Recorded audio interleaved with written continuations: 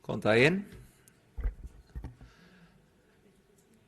Ég fékk það hlutverk hérna sem stjórnarformaður Úrvinnslusjóðs að setja þennan fund og fyrir þá sem ekki þekkja mig, hvort sem hér í sal eða á netinu, þá heiti ég Kristófer Már Magnússon og tók við stjórnarformennsku hérna í lok árs 2023.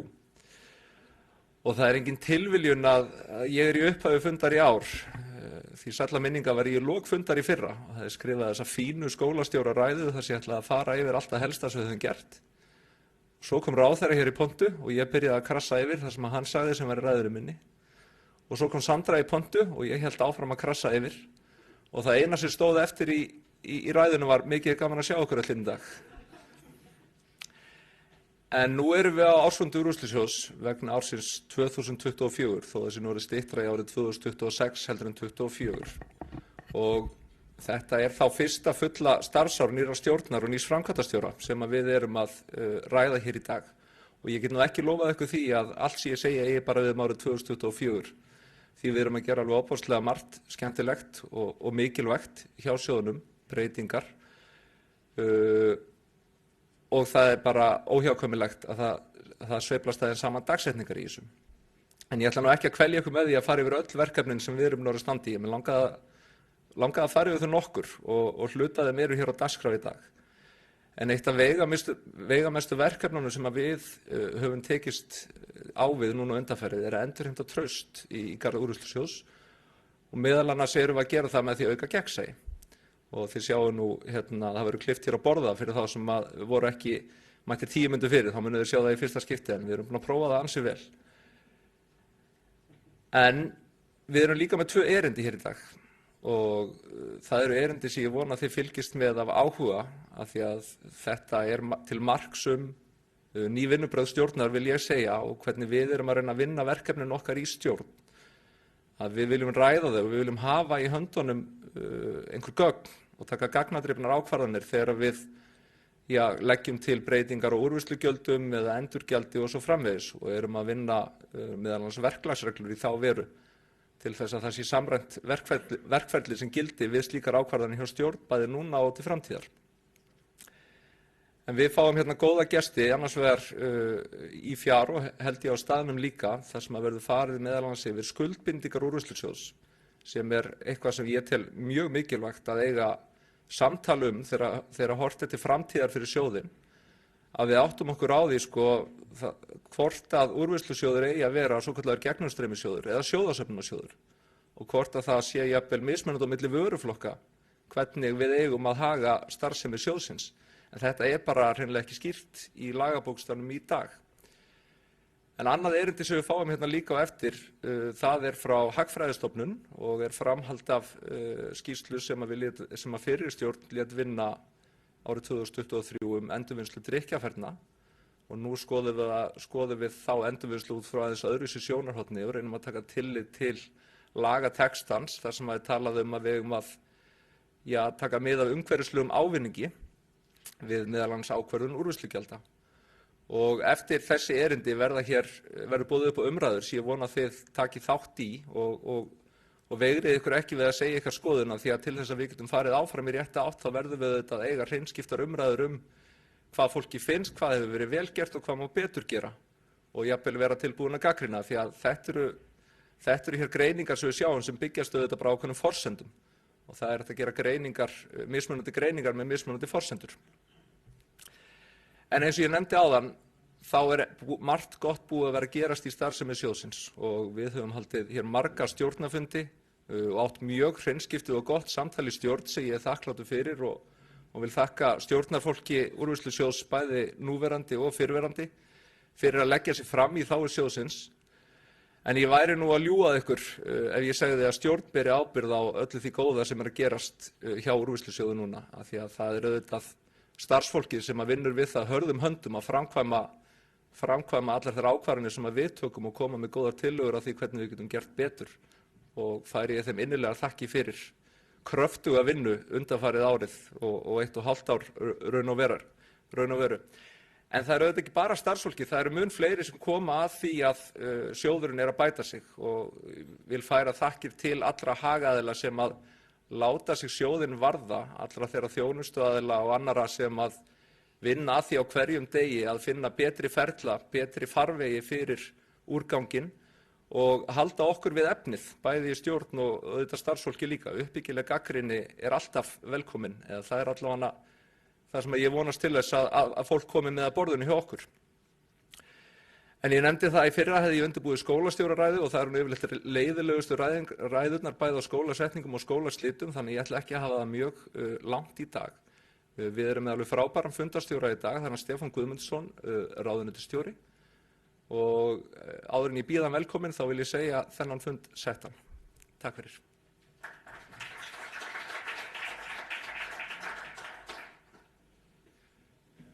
Já, kæra þakki Kristófer og góðan daginn öll sumul og hjartalega velkomin á þennan ársfund Úrvinnslusjóðs. Við erum kannski að koma saman hér í dag þar sem rekstrarumhverfi sjóðsins hefur tekið miklu breytingum, ný lög og reglugerðir kalla á aðlögun og auknar kröfur að gera skilvirkni og sjálfbærni. Þetta felur í sér áskoranir, jafnframt tækifæri til að styrkja stöðu sjóðsins sem lykilþáttar í hringrásarhagkerfi hér á Íslandi. Og í dag munum við fara svolítið yfir bæði farið veg og líka ræða þau verkefni sem bíða okkar svona á komandi árum. Ég ætla aðeins að setja hérna upp dagskrárna. Þetta er dagskrárna komin. Ég vildi kannski aðeins svona fara hvað sem við praktísk atriði, minni ykkur svolítið á að slökkva, taka hljóðið af símanum ykkar, það er alltaf gott að byrja á því. Benda svolítið á að það eru neyðarútgangar hérna sem hvorum megin fyrir þá sem inn í húsi, þannig bara hafið það í huga.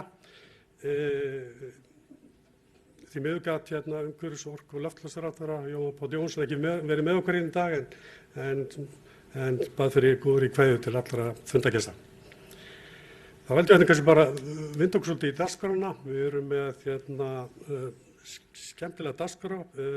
Steinunn Fjóla ætlar að vera með ávarp fyrir hönd umhverfis-, orku- og loftslagsráðherra. Við ætlum að opna þarna nýja vefsíðu Úrvinnslusjóðs. Við ætlum að ræða svolítið um sjóðastýringu sjóðsins. Tók svo kaffilið sem kannski svona 15 mínútur. Svo förum við í kenna niðurstöður varðandi endurvinnslu á drykkjarfernum og ársreikningur, aldrei gleyma þessu skemmtilegt ársfundur, þannig að við lótum að ræða um ársreikningin og hvað var gert á síðasta ári og svo eru þá umræður í lokin. Og bara benda ykkur þau sem eru í streymi að umræðurnar geta farið fram líka þar. Það er að skrá sig fyrir neðan á Vimeo-streyminu og spyrja spurningar þar og ég held að höfum bara fyrirkomulegt þannig að ef það eru að koma spurningar eða umræður úr salnum að menn komi þá upp í pontu og taki það þannig að þeir sem eru í streymi sjáu viðkomandi.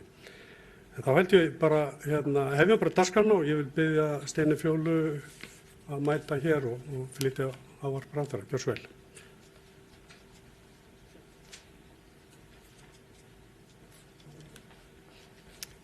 Góðan daginn, gaman að fá að vera með ykkur í dag. Það er alltaf tvennt sem maður þarf að passa svona þessa tímana þegar maður er komin að vissan aldur. Það eru gleraugun að hafa nógu stórt letur í ávarpi, það er svolítið krúsal. En eins og Stefán sagði þá hefði ráðherra náttúrulega bara mjög gjarnan vilja vera með ykkur í dag á þessum ársfundi Úrvinnslusjóðs en hafði því miður ekki tök á því og biður náttúrulega bara góða kveðjur, bara ítreka það.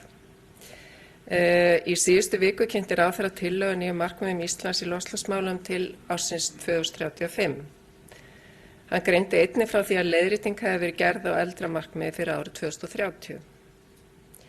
Ætlunin að tryggja 41% samdrátt í svonefndri samfélagslosun fyrir 2030 miðað við losun árið 2005. Enn fremur er vilji til þess að stefna á 50–55% samdrátt í samfélagslosun fyrir 2035. Þetta eru metnaðarfull markmið en algjör nauðsyn þegar að loftslagsváin vofir yfir. Lykiláherslu ríkisstjórnarinnar vegna samfélagslosunar eru rafbílavæðing og hraðari orkuskipti í samgöngum, auk fjárfestingar í grænu landbúnaði. Það gleymist þó ekki að almennt er viðurkennt að markmiðum ríkja samdrátt í samfélagslosun verði ekki náð nema virkt hringrásarhagkerfi sé hluti á lausninni. Á nýliðnum árum hafa orðið einhverjar mestu og mikilvægustu breytingar sem orðið hafa í hringrásar- og úrgangsmálum hér á landi. Fyrst er að nefna samræmdar kröfur á landsvísu sérstaka söfnun heimilisúrgangs í því skyni að auðvelda endurvinnslu hans. Eins og við þekkjum stór hluti af heimilisúrgangi í framlengdri framleiðendaábyrgð í gegnum úrvinnslusjóð, svo sem meginþorri allra umbúða sem falla til. Umbylting söfnunar heimilisúrgangs þýddi að verkefni sjóðsins uxu hratt að umfangi. Ekki síður það mikilvæg aðgerð til að auka endurnýtingu heimilisúrgangs þegar sveitarfélög og þjónustufyrirtæki á þessum markaði hófu að flytja utan blandaðan óendurvinnanlegan heimilisúrgang til brennslu með orkunýtingu. Skrefin sem tekin hafa verið á allar síðustu árum því stór og hefur árangurinn af þeim ekki látið á sig standa. Urðun heimilisúrgangs hefur nú dregist saman ár frá ári og ef árið í fyrra borið saman við 2020 nam samdrátturinn í urðun 80%, svo dæmi sé tekið. Á sama tíma hækkaði endurvinnsluhlutfall heimilisúrgangs úr 27% í 44%. Leið tvöfaldaðist magn heimilisúrgangs sem fór í aðra endurnýtingu svo sem orkuvinnslu. Við eigum ennþá talsvert í land með að ná þeim markmiðum sem höfum sett okkur endurvinnslu heimilisúrgangs og að ná þeim þjóðum sem við viljum bera okkur saman við í þessum efnum, en þróunin sannarlega hröð og í rétta átt. Eins og við gengjum á getum að ná endurvinnslumarkmiðum sem gilda fyrir umbúðaúrgang, þar sem úrvinnslusjóður fer með beina ábyrgð. Þó enn mikilvægt að sækja fram hvað það varðar og missa ekki sjónar á að auka þarf enn frekari endurvinnslu umbúða úr stáli, gleri og plasti á næstu árum. Við sjáum jafnframt skýr merki þennan árangur í loftslagsbókhaldi landsins. Vegna minni urðunar úrgangs hefur losun frá meðhöndlun úrgangs dregist saman 23% frá árinu 2005. Áætlað að með þeim aðgerðum sem ráðist hefur verið í og hafa verið boðaðar í málaflokknum þá muni nást næstum helming samdráttur í losun frá meðhöndlun úrgangs árið 2030 miðað við losun 2005. Þessar aðgerðir felast meðal annars í áframhaldandi uppbyggingu endurvinnslusamfélags hér á landi með aukinni flokkun úrgangs. Jafnframt unnið að því að bæta innviði innanlands til orkuvinnslu úr úrgangi sem ekki mögulegt að endurvinna, svo ekki þurfi að senda hann utan til brennslu. Hvort tveggja styður þetta við það takmark að urðun úrgangs verði hætt hér á landi, ekki síst urðun lífræns úrgangs. Úrgangsforvarnir ennfremur mikilvægar og nauðsynlegt að leita markvisst leiða til að draga úr úrgangsmagni sem fellur til. Góðir gestir. Virk þátttaka úrvinnslusjóðs við innleiðingu hringrásarhagkerfis hér á landi á stóran þátt í árangrinum sem hér að framan lýst. Mikilvægt að halda því á lofti og ekki síður þýðingarmikið að sjóðurinn sé sýnilegur almenningi og fyrirtæki á landinu og fólk þekki til starfsemi hans. Það verður því einkar áhugavert að sjá nýja vefsíðu sjóðsins sem sett verður í lofti hér á eftir. Nauðsynlegt jafnframt að halda áfram öðru því umbótastarfi sem sjóðurinn hefur verið staðið fyrir í kjölfar úttektar Ríkisendurskoðunar fyrir 3 árum. Sem hluta þeim umbótum og í því skyni að styðja við sjóðinn og úrvinnslugjaldskerfi sem tækist til að ná markmiðum okkar, þá hyggst ráðherra leggja fram lagafrumvarp nú á haustþingi sem snýr að því að gera nauðsynlegar uppfærslur á álagningu úrvinnslugjalds svo sem umbúðir. Við setjum markið hátt í umhverfismálum og við viljum sjá árangur. Það kallar samhæfingu og samvinnu og úrvinnslusjóður mun áfram leika eitt lykilhlutverk við framkvæmd framleiðendarábyrgðar á Íslandi og eflingu hringrásarhagkerfisins. Markmið laga úrvinnslugjald eru skýr að skapa skilyrði fyrir myndun hringrásarhagkerfis með vörur og þjónustu og að skapa hagræn skilyrði fyrir endurnotkun vara og endurnýtingu úrgangs með hliðsjón og umhverfislegum ávinningi. Gangi það eftir munu veigamikil lóð leggjast á vogarskála loftslagsmarkmiða Íslands. Ég hef verið beðin að ljúka þessu ávarpi með því að opna vefsíðuna, sem er mikill heiður. Vona að þetta takist hjá mér.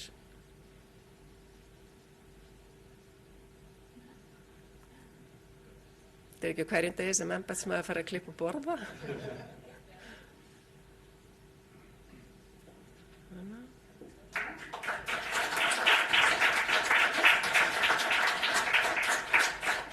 Takk fyrir að ég ánægðanlegan dag. Kæra þakkir Steinunn, Fjóla og allir til hamingju með nýja vefinn. Gamla að sjá hann svona koma upp og ég veit örugglega sem að þekkja allar vinnu sem að fólkinu því að setja nýja vefi. Þetta er talsið vinna og búin að vantarlega mjög langur undirbúningstími, þannig að bara einlega til hamingju með það. er nú spurning hvort að tækni sé að stíða við okkur en Benedikt Jóhannesson sem ætlar að flytja næsta erindi, hann er ekki í húsi, hann er í fjartengingu, þannig að nú ætlum við að pröfa að atkvæðin getum tengt svolítið hans kynningu sem er sjóðastýring Úrvinnslusjóðs og þetta er skýrsla sem að talnakönnun hefur unnið svolítið fyrir Úrvinnslusjóð. Svo ætla ég að tjekka að ég geti þetta bara sjálfur hérna, án stuðnings frá tæknimanni. Nú þarf ég að horfa hérna megin. Ekki vjúumstar hérna.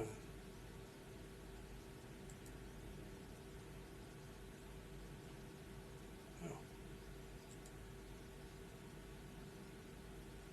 Það verður ekki stærra þetta. Ef allir eru sammála þetta verður ekki stærra, þá verður þetta bara svona. Þá vil ég bara kynna Benedikt Jóhannsson, gjör svo vel. Heyrður í okkur? Já, takk fyrir. Og ég regna með að heyrist í mér. Já, heyrist mjög vel í þér. Já, fundarstjóri og ágætu fundamenn, þá var það fyrir rúmu ári sem Sandra hafði samband við talnakönnun til þess að biðja okkur að reyna að meta skuldbindingar Úrvinnslusjóðs og ég verð að játa það að þegar að hún hafði samband þá hafði ég ekki hugsað mikið Úrvinnslusjóð fram að því.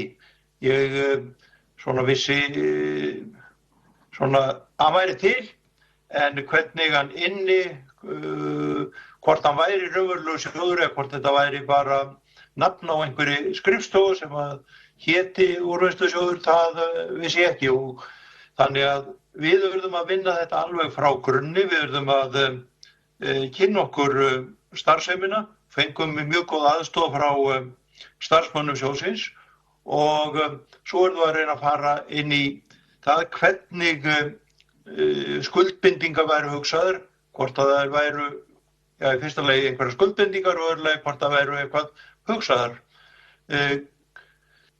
Það verður núna aðal efni erindisins að fjalla þetta. En ef við hugsum fyrst bara að ræða fyrst það hvers vegna úrvinnslugjald og sjóðir. Nú úrvinnslugjaldið byggir á því að notandi borgi allan kostnað og líka þá við förgun, úrvinnslu, endurvinnslu og styðja við þetta hringrásarhagkerfi. Ég hygg að langflestir séu fylgjandi þessu núna, en þó ekki víst að það séu alveg allir. Sumir líta á gjöld af þessu tagi sem álögur á fyrirtæki og eða jafnvel neytendur og horfa á þetta sem skatta sem eru auðvitað rangt. Þetta gjald sem að neytandinn, hver sem hann fær fyrir þá þjónustu að vörunni fargað eða hún endurunnin, hvernig sem að ævi hennar líkur eða heldur áfram. Nú sjóðir eru byggðir upp vegna þess að kostnaður við úrvinnslu fellur til í sumum tilvikum á löngum tíma. Sumt endist mjög lengi, til dæmis bílar eða tölvur, en þó þetta auðvitað mislengi. Við vitum það öll sem höfum átt bíla að sumir bílar virðast að geta enst endalaust meðan aðrir eru farnir að bíla mjög fljótt. En með tölvurnar segjum við þetta náttúrulega alveg sérstaklega vel að þær eru kannski ekki orðnar ónýtar en þær eru orðnar úreltar eftir örfá ár og það hætta að vill ekki nota þær lengur. Og þá þarf sjóðið til þess að borga kostnað sem tilfellur við förgun. Nú annað einnota eða mjög fánota eins og til þess pappi eða plast og þá þarf litla sem enga sjóði og gjald hvers árs getur borgað úrvinnsluna. Þannig að það má segja það að kerfið sem núna gegnum streymisjóðir, það og þetta tekið úr reglum, það miðað við það að það sé ekki uppsöfnun, þannig reglurnar byggðar upp og laun. Það eru sjálfstæðir uppgjörsflokkar sem eiga að vera allir í jafnvægi réttu megin við núllið. Uppgjörsflokkarnir, það eru þessi flokkar sem ég var að nefna, til dæmis ökutæki, pappi, plast, skjáir, tölvur og svo framvegis. Og flokkarnir eru nú orðnir býsna margir, ég heldur séu farnir að slaga milli 30 og 40 ef mann rétt. og sem að auðvitað skiptir málið að vera að hugsa það að það sé ekki tilfærsla milli flokka en það verður til þess að sumir flokkar eru orðnir ansi litlir. Og ef það er uppsafnaður halli þá á að ná jafnvægi á 3 til 5 ára tímabili og það er eðlilegt að það sé ekki kannski stórar sveiflur í þessu vegna þess að það leggst þá á neytendurna, hvort sem það eru fyrirtæki eða einstaklingar, að þá er hugsað þarna að það sé aðlögun að réttri stöðu. Nú, svo er þetta ákvæði að sjóðir vöru eða uppgjörsflokka verða jafnað ekki lægri en 30% af árskostnaði við vöru og uppgjörsflokkin og það vantar reyndar mikið á að svo sé núna. Og þá er það spurning, grundvallarreglan er að það sé gegnumstreymisjóður og spurning, er eitthvað að því að vera með gegnumstreymisjóð, er það ekki bara fínt? Já, það stundum er það fínt og stundum er það ekki í lagi. Við könnumst mörg við það að það var sérstaklega hér á árum áður deilt það í lífeyriskerfinu hvort að við ættum að vera að safna lífeyri til 11 ára eða hvort við ættum bara að borga þetta ár fyrir ár og það væri allt í lagi vegna þess að það eru það allir gamlir og einhverju væri ungir og þeir ungu myndu borga fyrir þá gömlu. Það er að segja þeir sem væru vinnandi myndu borga fyrir þá sem væru ekki vinnandi. Gallinn við þetta þegar við erum að horfa á lífeyriskerfið er það að árgangar eru mjög misstórir.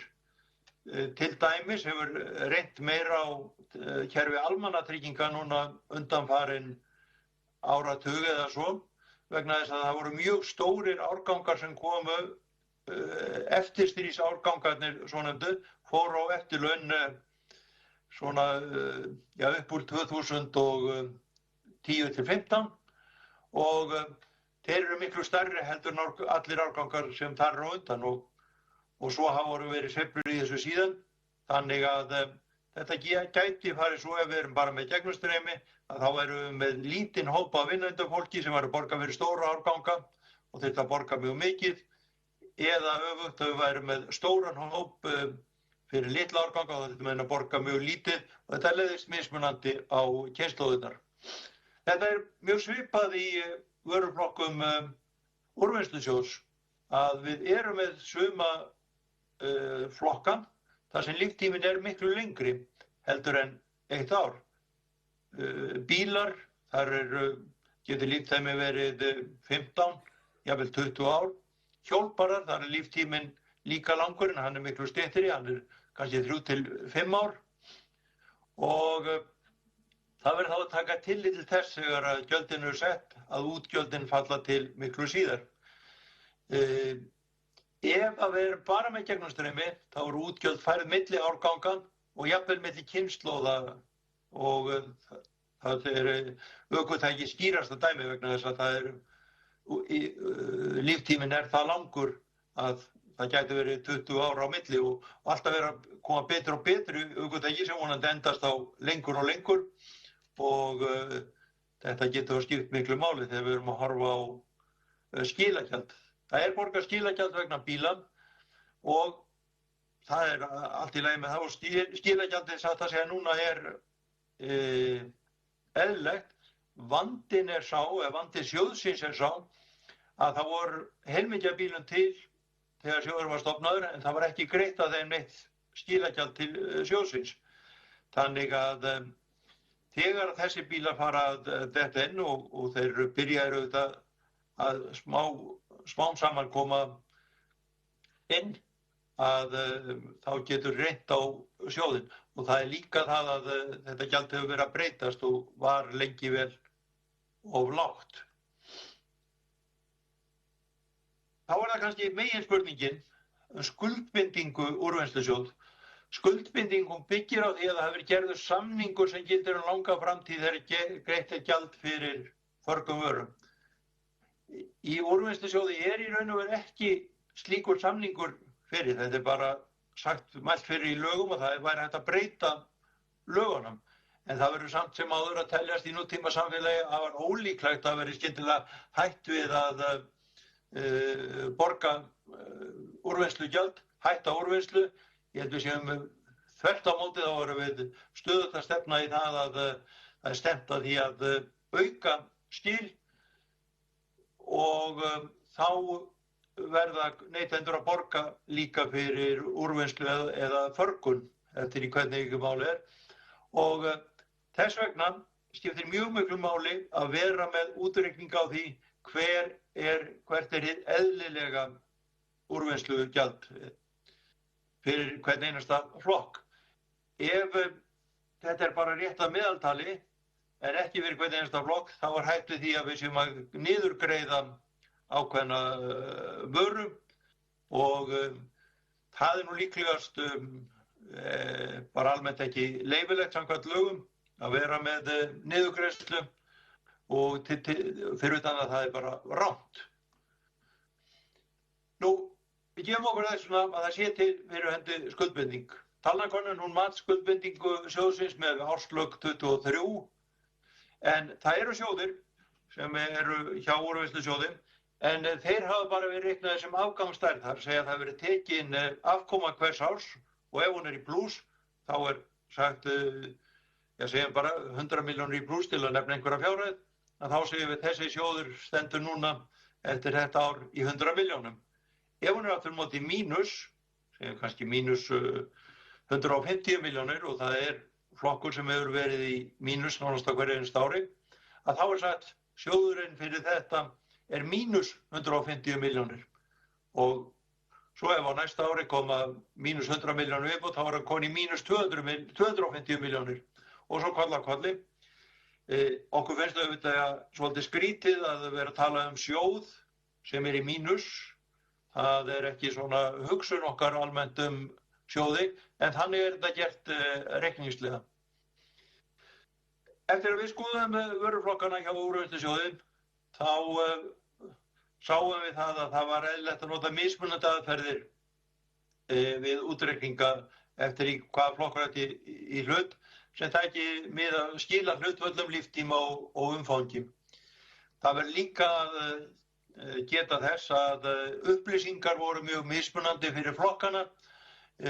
Suma flokka eru til upplýsingar mjög langt aftur í tímann meðan aðrir voru bara að byrja árið 2023 og við höfðum bara 1 ár. Nú við mátum meðallíftímann í hverjum flokki sig út frá þekkingu sérfræðinga sjóðsins og við reyndum líka að afla okkur upplýsinga á netinu og víðar. Ræddum við fleiri sérfræðinga bara til þess að reyna að vera sem næst réttu lagi. En það eru miklu óvissuþættir og ég legg áherslu á það að tölurnar sem voru niðurstöður okkar, þær gefa vísbendingu skuldbindinguna en eru ekki nákvæm niðurstaða. Óvissuþættirnir eru til dæmis ávöxtun eigna. Það er ekki þannig núna að úrvinnslusjóður sé með einhvern sjóð sem hann ávöxti með ákveðnum hætti líkt og lífeyrissjóðir eru til dæmis gerðir. Líftími í hverju tilviki sig, stundum er bara mjög mikil óvissa líftíma. Það getur verið að breyta reglur skil og úrvinnslugjöld og það er stöðugt markmið að ná hærra og hærra skilahlutfalli og það er auðvitað mjög gott vegna þess að þá er minni hætta á því að það safnist fyrir óendurunninn úrgangur af ýmsu tagi, þannig að það er jákvætt. Nú það geta verið framtíðarkröfurnar fara alveg örugglega upp á við, þannig að við þurfum að taka tillit til þess og það geta orðið breytingar á kostnaði við úrvinnsluna. Nú stundum er það svo að það er mjög mikil óvissa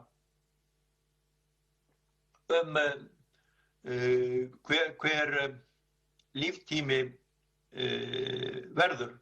Ég nefndi hérna áðan tölvurnar, tölvuskjái og svo framvegis. Ég hugsa reyndar að tölvuskjáir myndu nýtast miklu betur og miklu lengur heldur en við kannski nota þá vegna þess að við erum sífellt að fá bara stærri og flottari skjái en hinir gætu nýst en það er ekki tekið til þess, bara þegar við segjum þessi úreltir þá eru þeir úreltir. En svo erum við með nýja flokka og dæmið það eru drifrafhlöður, það segja rafhlöður fyrir rafbíla eða önnur rafknúin farartæki og þarna eru upplýsingarnar náða nú ekki langt aftur í tíman fyrir utan það að þekking okkar bara allra og þá við alla í heiminum, ekki bara við okkur Íslendinga, að þá vitum við bara ekki hvað þessar rafhlöður gætu enst lengi. Sumir hafa giskað á að þetta verði 8 ár, aðrir segja 15 ár, en þær eru líka stöðugt í þróun, þannig að það er líklegt að nú sé verið að þróa rafhlöður í rafbíla sem ekki bara eru kröftugri, það er að segja við komumst lengra á hverri hleðslu, heldur séu léttari og endist lengur. Þannig að þetta er bara mikil óvissa og verður áfram töluverð óvissa í langan tíma meðan að tækninni fleygir fram. En þetta sýnir svolítið vandann sem aðili eins og Úrvinnslusjóður stendur fyrir.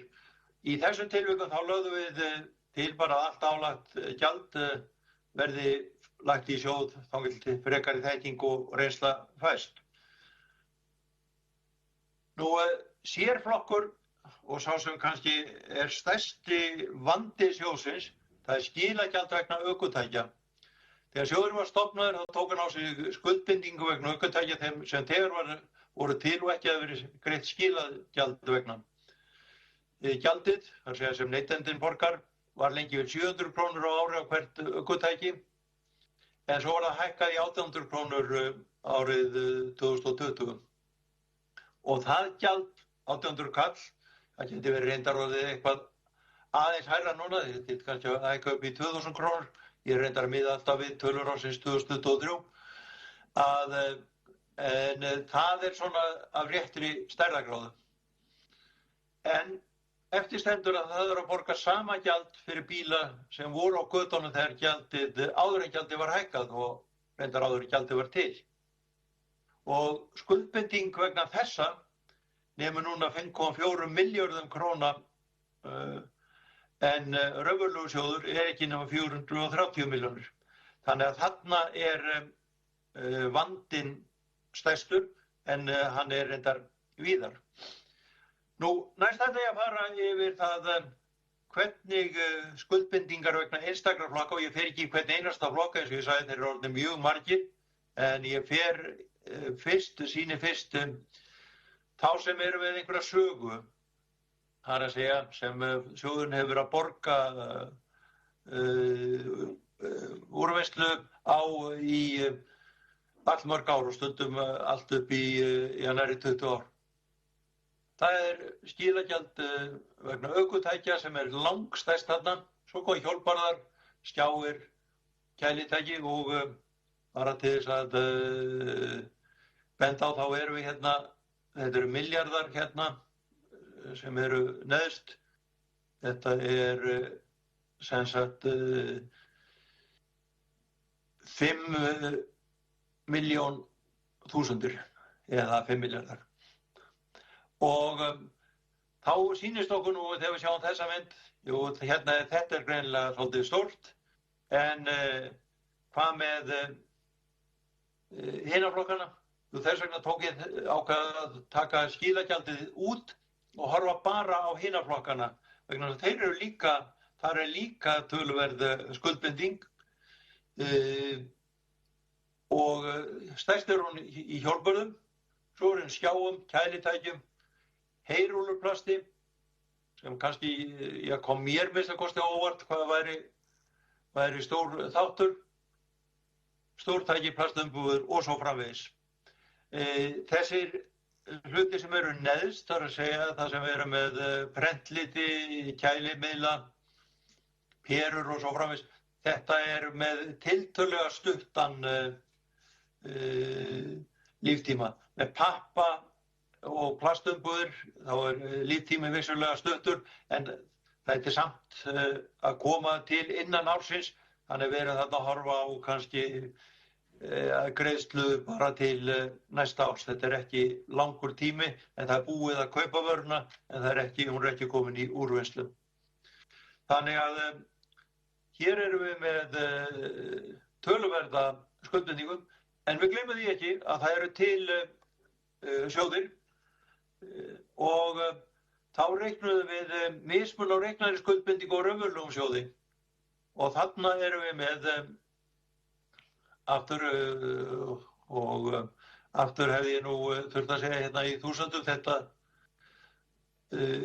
eru milljarðar hérna, eiga að vera milljarðar hér, ökutæki skilagjald, það vantar 3 milljarðar þar upp á, það vantar 2 milljarðar upp á heyrúlluplast, það vantar 800 milljónir upp á hjólbarða og svo framvegis, fyrir hérna koll að kolli.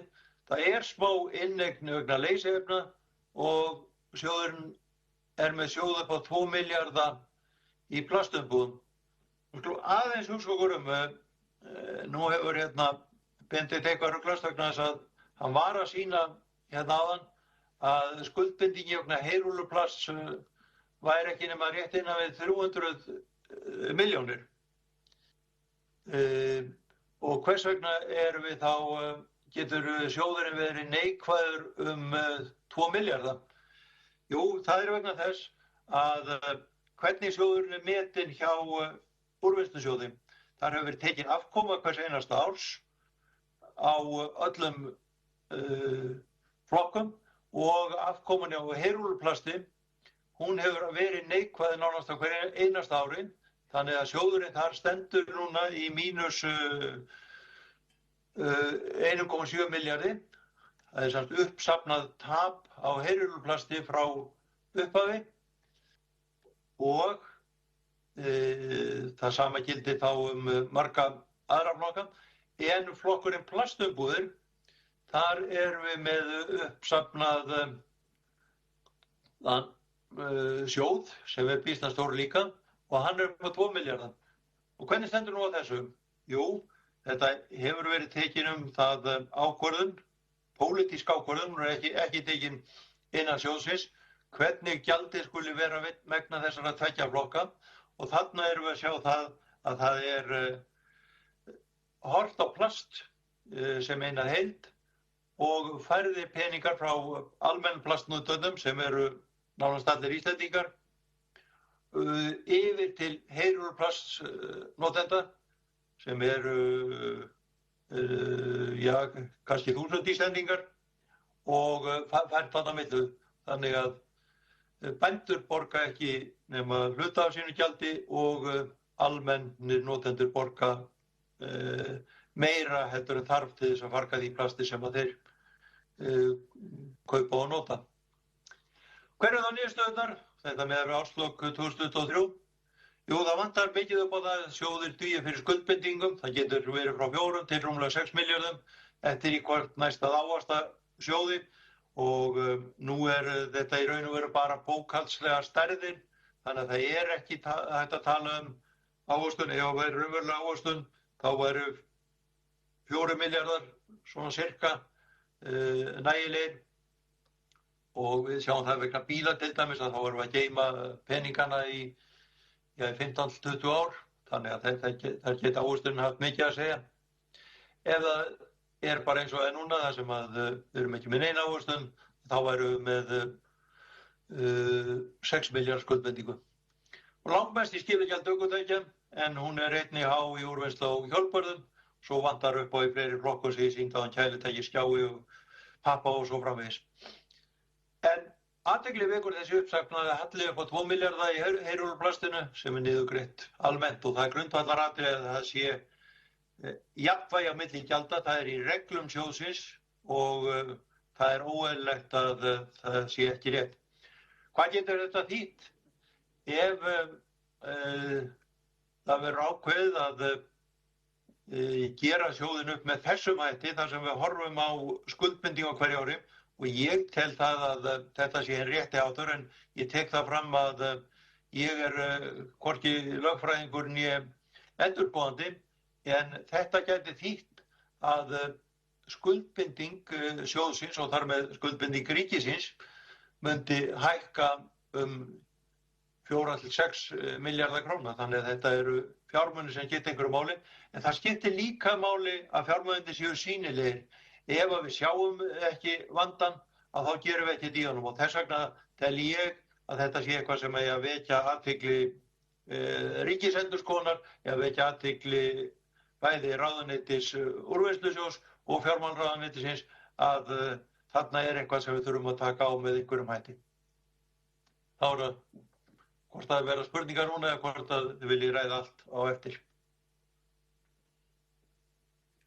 Takk fyrir góða kynningu, Benedikt. Mjög áhugaverðar niðurstöður þarna og spurningum hvað er næsta skref í þessu. Það myndi nú halda mörgu leyti að þetta þurfi að sjást með einhverjum hætti í ársreikningnum, skuldbindingin slík, og ég held að kannski kemur inn á það eftir, ég veit það ekki, þegar við ferðum yfir ársreikningin. Nú eru þá spurningar því að núna kveður síðan Benedikt, þannig að erum einhverjar spurningar, ef það eru einhverjar umræður, einhverjar svona ábendingar, þá byrja ykkur að koma inn upp og með þær. Ég ætla nú að tjekka reyndar á streyminu, hvort sé ykkur þar.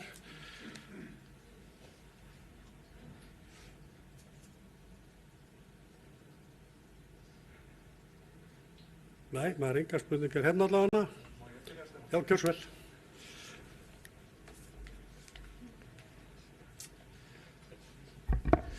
Þakka þér kærlega fyrir þetta, Benedikt, og ég vil bara rétt koma hérna upp og segja og ítreka það sem ég sagði hérna í upphafi. Við setjum þetta erindi hér á dagskrá því að okkur þykir mjög mikilvægt í stjórninni að við tökum umræðu akkúrat þetta, að hér eru einhverjar skuldbindingar. Og ég nefni það sér í lagi með þær hugmyndir sem hafa verið uppi núna í nokkur ár og við verið að vinna að mögulegri tilfærslu hlutverks sjóðsins til atvinnulífsins eða einhverja vöruflokka innan hans. Og þá hafa eðlilega vaknað spurningar hjá atvinnulífinu, hvaða skuldbindingar eru við þá að taka að okkur og hver ber ábyrgð á þessum skuldbindingum. Og eins og Benedikt kemur réttilega inn á, þá eru vöruflokkar stofnaðir á meðan það er eitthvað magn í kerfinu sem ekkert hefur verið greitt af. Og það vaknar bara auðvitað þessar spurningar og við þurfum að ræða þær hver á að bera þá skuldbindingu og sömuleiðis horfum maður á allavega 2 þætti í þessari greiningu, annars vegar rafknúin ökutæki og hins vegar heyrúlluplast. Þar sem að spurningin er við getum verið sammála það að styðja við orkuskipti eða styðja við landbúnað, en á svo stuðningur að vera óbeinn og falinn í gegnum úrvinnslusjóði á hann að vera beinn og sjást í ríkisreikningi. Halda öðrum vöruflokkum þá í jafnvægi. En ég vildi bara opna umræðan með þessu og vona að þið hafið spurningar eða takið þátt í umræðum hvort sem er nú eða í lok fundar.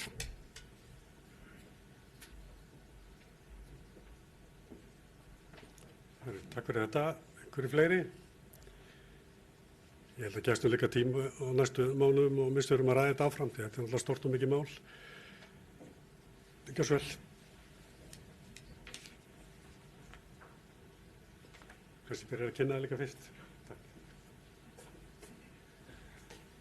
Já, góðan daginn. Ég heiti Haraldur Þór Jónsson, er oddviti í Skeiða- og Gnúpverjahreppi og við erum svona í ákveðnum breytingafasa í þessum sorpmálum hjá okkur. Mér finnst athyglisvert, Benedikt, að sjá gögnin með heyrúlluplastið. Mér langar bara að spyrja, er ekki ástæðan fyrir þessu fyrst og fremst sú að heyrúlluplastið er mjög endurvinnanlegur úrgangur, hann er mjög hreinn, á meðan að allt annað pláss hefur meira og minna farið í brennslu og er það ekki rétt skilja með að úrvinnslusjóður, hann greiðir raunverulega ekki úrvinnslugjaldið nema að plastið sé endurunnið og þar af leiðandi það plast sem fellur til sem ber úrvinnslugjald en endar í brennslu, þá er raunverulega úrvinnslugjaldin ekki skilað og þess vegna sé verið að færa það yfir í heyrúlluplastið og jafna út flokkinn. Er það rangur skilningur hjá mér? Af því að eins og í okkar tilfelli þá er almennt plast, af því að við erum nú í landbúnaðarsvæði, 13 tonn á ári meðan að heyrúlluplastið er yfir 100 tonn og algjörlega hrein afurð sem er mjög auðvelt að endurvinna.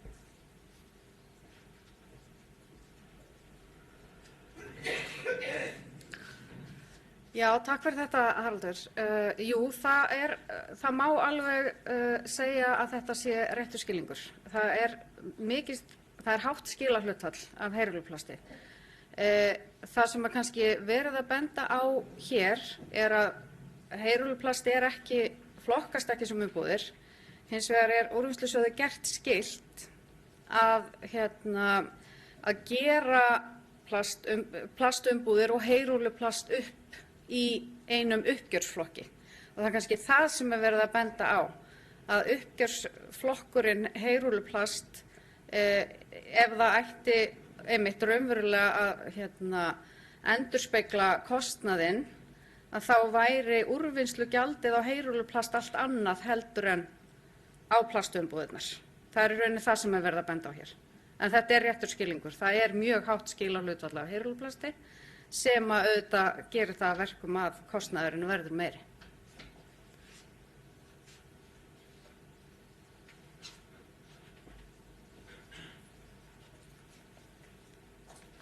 Einhverjir fleiri sem vilja koma undir þessu lið? Það ekkert á netinu. Þá bara þakka ég Benedikt bara kærlega fyrir ef þú vilt segja hvað í lokin, Benedikt. Já, ég vil bara aðallega ítreka það sem ég sagði, að það sem ekki sýnilegt, það verður aldrei lagað. Sá vandi sem ekki sýnilegur verður aldrei lagaður. Og það það sem verið að draga fram með þessum hætti. Þetta getur átt sér ýmsar skýringar, en það verður að setja þetta fram með svona hætti til þess að bara allt þjóðfélagi geti brugðist við því sem að tölurnar segja okkur. Svo bara þakka ég fyrir. Herru, bara kæra þakkir.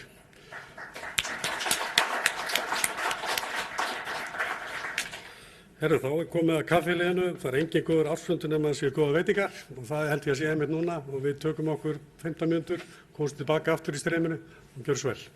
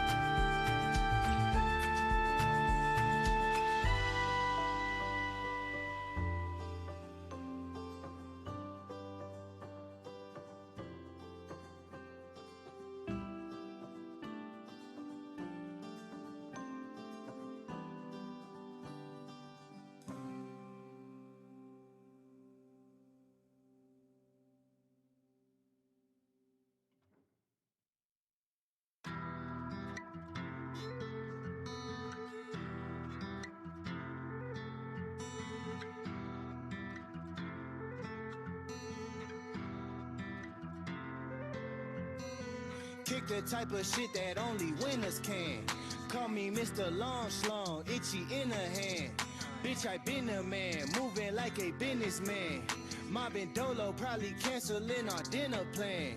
Keep my lungs full of gas with some gold on my collar. Acting stingy with these Benjis, ho, I need every dollar. Got a Dutchie full of spice and a Spice Girl choosing. Got them mad at the guard cause they product ain't moving. I've been heavy stepping on them like a triple chin, ho. I'm like, what the fuck you mean? Please come again, ho. Niggas steady playing games, but they never win, no. Scoring every time I touch down like the end zone. Told them I cannot apologize. I keep it bug 50. My beginning came from winning. You ain't gotta fuck with me. I'm the top tier shotter. This is not for the Elo. Putting coochie on my face and putting ops in my relo. Throwing hands at your public school. Probably smash away your cousin too. Bending corners while I'm bending rules.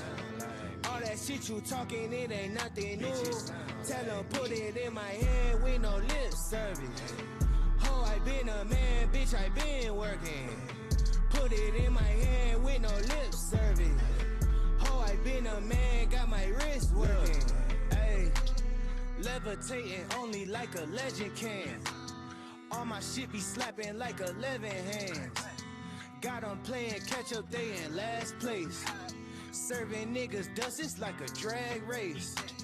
Dummy think he winning, make me Ellen Mayo. I'm with my yellow bone mommy, whip color mayo. And while you on your way to clocking, on my way to Keiko's. I know that all you do is hate, that's all you had to say though. I give not a single fuck how you feel to be real. They been bluffing, they don't know just how it feel to be real. Pulling weight for the squad, winning at the tug of war. He ain't put you on no game, shawty, what you fuck him for? Nothing less and nothing more than the illest nigga in it. Been in corners on my pivot, doing donuts, doing digits. Got my hoodie, cushions in it. I'm a motherfucking legend. Used to pick her up at 7, had her back around 11. Throwing hands at your public school.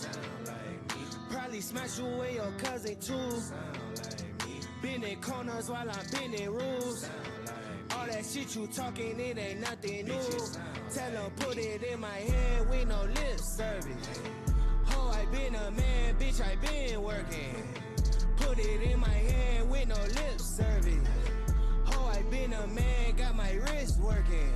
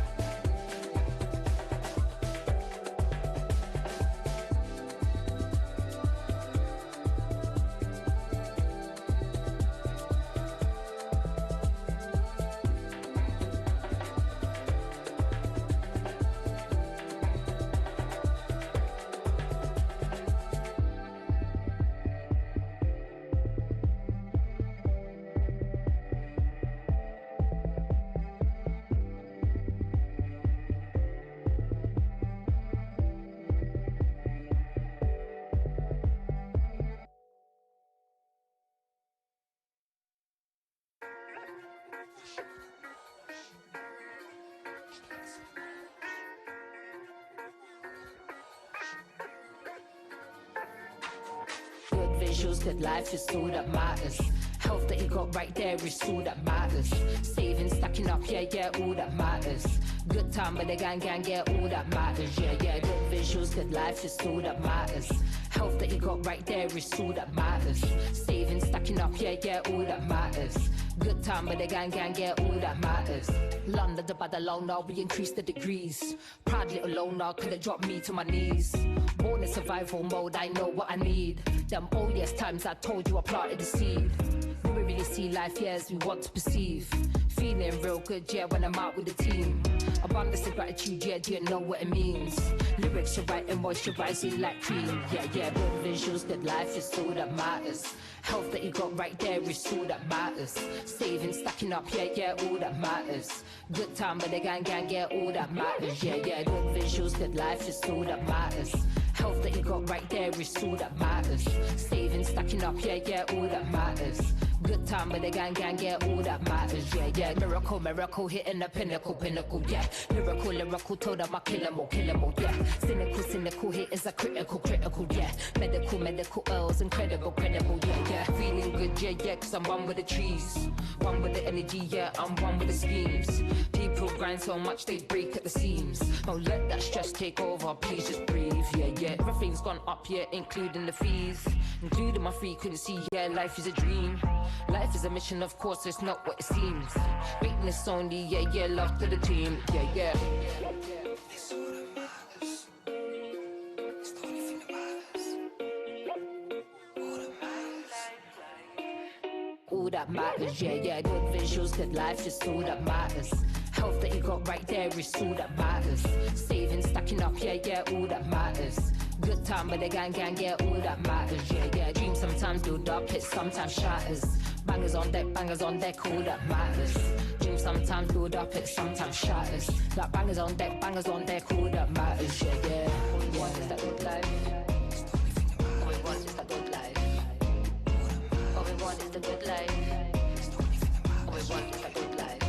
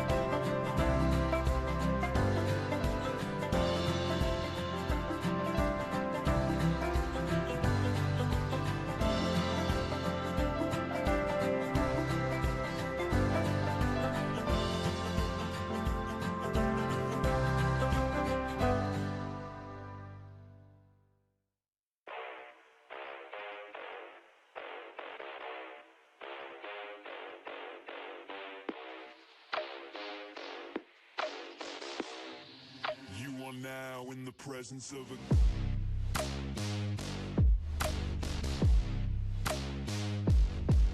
king.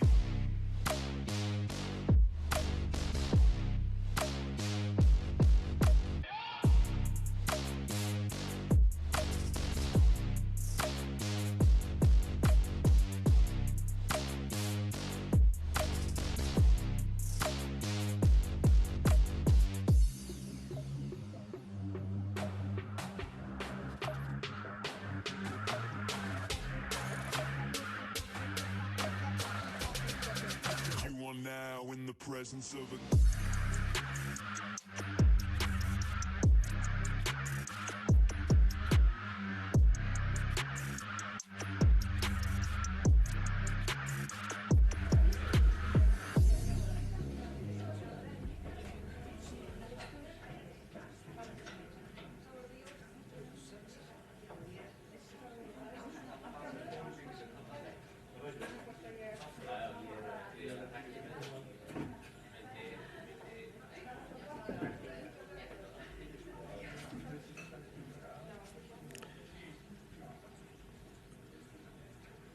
Nei, bara á desktop.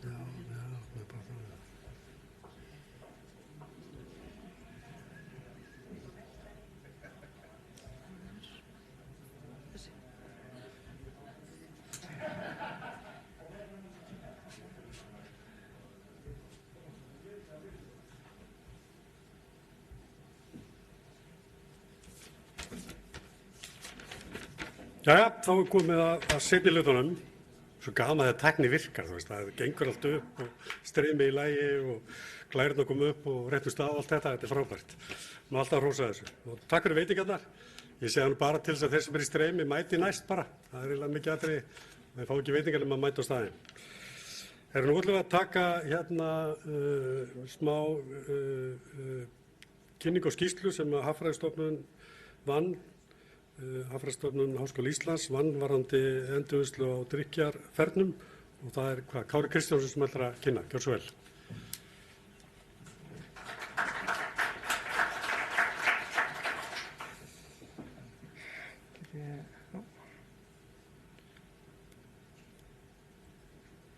Hvernig skróla ég? Hvað segirðu? Það gerist ekki neitt. Það er Murphys lögmálið, það er...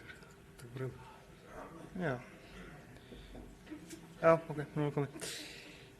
Góðan daginn, ég heiti Kári Kristjánsson. Ég þarf að vera hérna hjá hljóðnum. Ég heiti Kári Kristjánsson, ég vann þessa skýrslu hérna endurvinnslu á drykkjarfernum með honum Sigurði Jóhannesinni sem er af einskæri tilviljun bróðir Benedikt sem var að kynna hérna eitt á það. Sem sagt við fyrir þá tæpu ári síðan var Hagfræðistofnun nálgast Hagfræðistofnun til þess að komast að því hvað væri best að gera við drykkjarferðnar sem að eins og eru safnaðir með öðrum pappa og pappírsumbúðum. Í heildina þá Íslandi það fell til það bil 20.000 tonn af pappa og pappírsumbúðum sem eru þar af 3% drykkjarfernur. Drykkjarfernur hins vegar þurfa lengri tíma en annar pappi í uppleysilegi til þess að eitthvað efni endurvinnist úr þeim.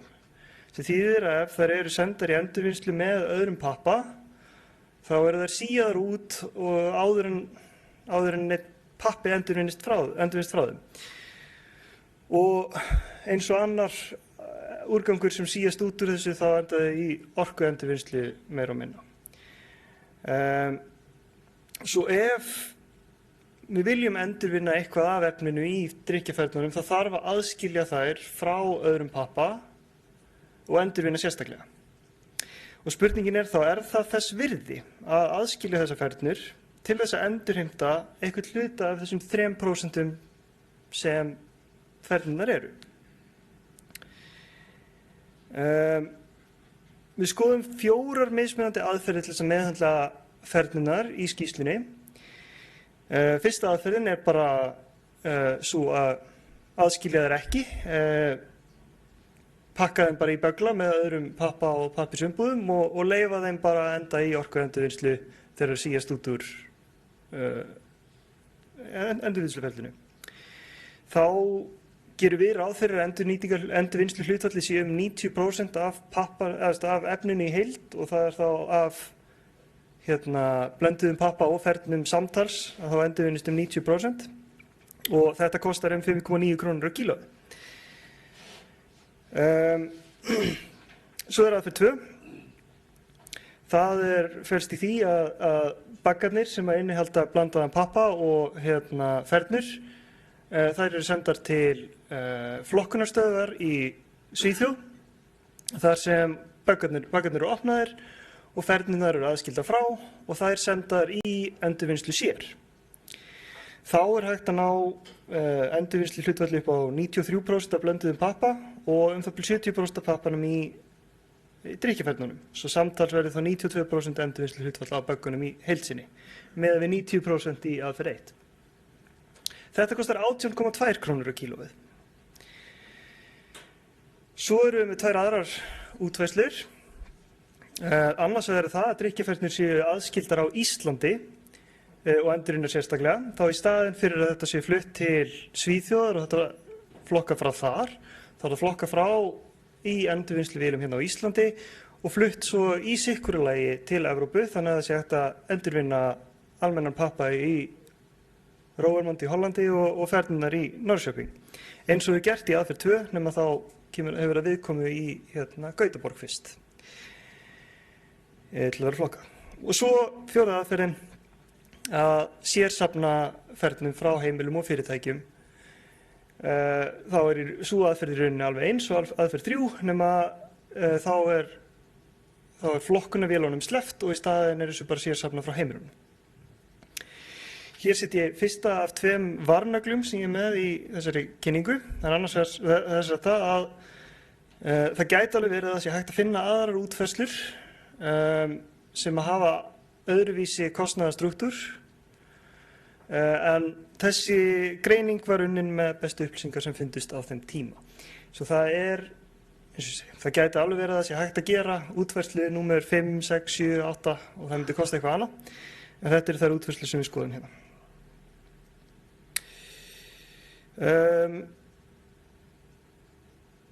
Hér þá fyrsti liðurinn í greiningunni og hér ég að skoða sem sagt hvað þessar mismunandi aðferðir kosta bara í útgjöldum. Það hvað endurvinnslustöðvar eru að rukka fyrir þetta og hvað þetta kostar þá í greiðslu. Jú, ég tek hérna fram að það er ekki hægt að nota þessar tölur beint sem heildarkostnað. Af því að hér sleppum við öllum kostnaði sem að allar aðferðirnar eiga sameiginlegar. Þessar tölur nýtast því aðalega bara í samanburði á aðferðunum. Og það sem er hægt að sjá hér nokkuð skýrt er að aðferð 1 er langódýrust eins og maður myndi gíska á, það er minnst gert þar og það er minnst að pappa endurheimt. Og aðferðir 2 og 3, það kemur í rauninni þannig út að því að til þess að endurheimta fernurnar út, sem eru 3% af heildinni, þarf að setja alla heildina í gegnum flokkunarvélar. Svo að viðbótarkostnaður fyrir hvert kíló af pappa sem endurvinnst með þessum aðferðum er á bilinu 482 til 865 krónur á kílóið.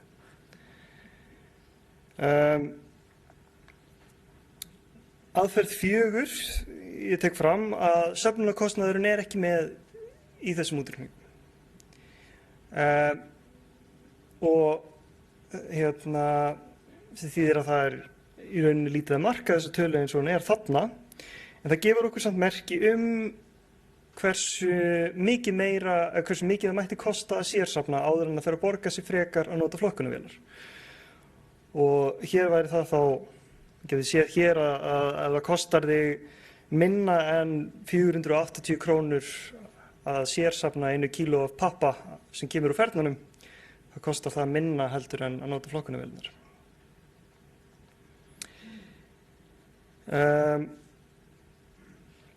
Svo tökum við með í reikningin umhverfiskostnað sem fellur til af tveim mismunandi leiðum. Það annars vegar flutningur í skipum og bílum með efnið milli staða í Evrópu á mismunandi úrvinnslustöðvar og flokkunarstöðvar.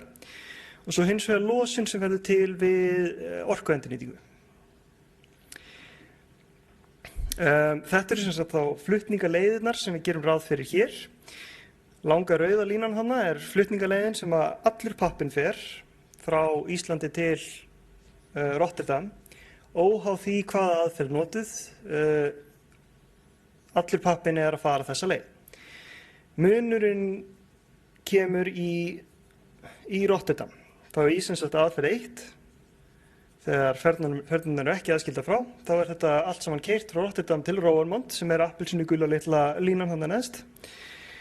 Og allt endurvinnin í það. Í aðferð 2, þar heldur allur pappinn áfram bláu leiðina þarna til Gautaborgar. Þar sem ferðirnar eru svo aðskildar og keyrðar þarna grænu leiðina til Norrköping og afgangurinn fer með bíl bleiku leiðina þarna til Roermond.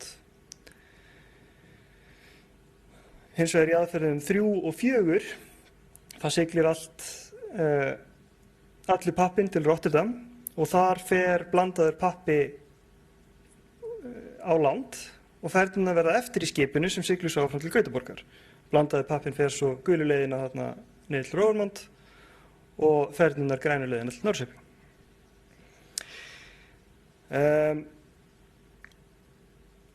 Við verðleggjum losun samkvæmt skuggaverði kolefnis frá Alþjóðabankanum. Þetta sem sagt útreiknað virði fyrir losun og kolefni sem byggt á því hversu mikið kolefnið þyrfti að kosta þá sem að losa kolefnið til þess að það hvetji til nógu mikillar minnkunar á losun til þess að mæta alþjóðlegum skuldbindingum Parísarsáttmálans. Svo hérna með við ákveðna losunar viðmið hversu mikið losnar per tonn sem fer 1 kílómetr með ákveðnum flutningaleiðum. Fyrir það þá 16 grömm per tonn sem fer 1 kílómetr með skipi og 62 grömm fyrir hvert tonn sem fer 1 kílómetr með bíl. Hér þá niðurstaðan af þessari greiningu sett fram í eins töflu og ég sýndi ykkur hérna áðan. Í langflestum útfærslum á þessu umhverfiskostnaðurinn af þessum flutningum sáralítill.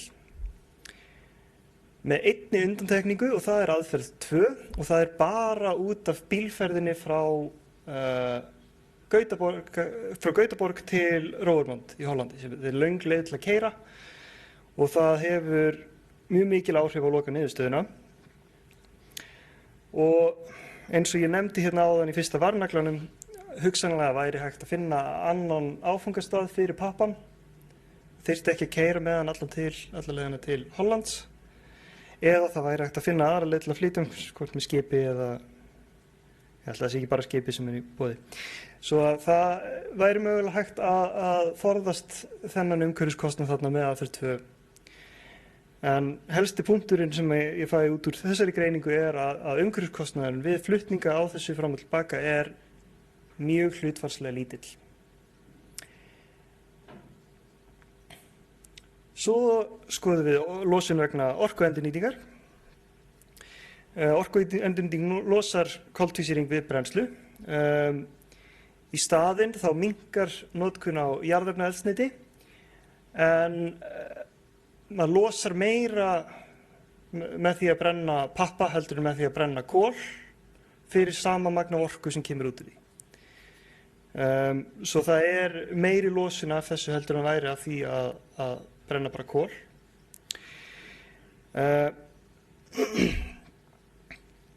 En þá maður dregur samt frá þá losunina sem hefði losnað ef að kol hefði verið notað í staðinn.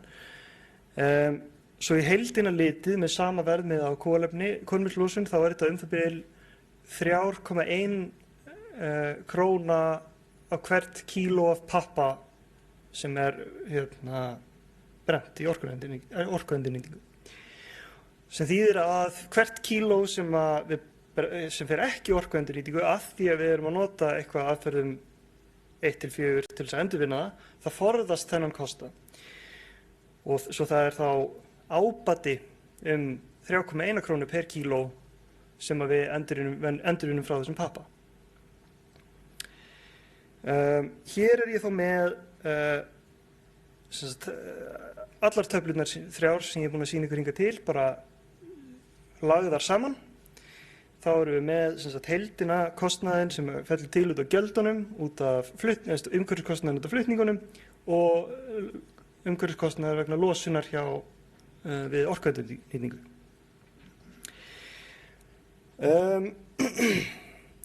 Ég held að helsta niðurstaðan sem hægt er að sjá úr þessari töflu hér er að notkun flokkunarvéla til þess að aðskilja fernur frá er rosalega dýr leið til þess að fá þessi nokkur auka tonn af pappa tilbaka. Hægt er að endurvinna 902 kíló af pappa per tonn án þess að gera það og það er hægt að endurvinna 923 tonn með því að gera það. En það þarf samt að setja allan massan af pappa í gegnum vélarnar til þess að fá þetta. Sem þýðir að þessi 20 auka kíló per tonn eru að kosta rosalega mikið.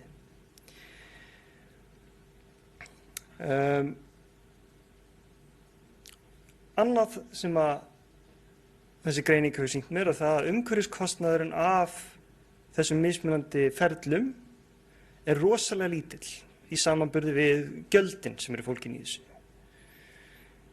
Eins og við sjáum hérna á heildina litið við erum að bera saman nokkrar krónur per kíló og 100 krónur eða 10 krónur per kíló. Svo það er sem hlutfall af heildinni þá er umhverfiskostnaður mjög lítill.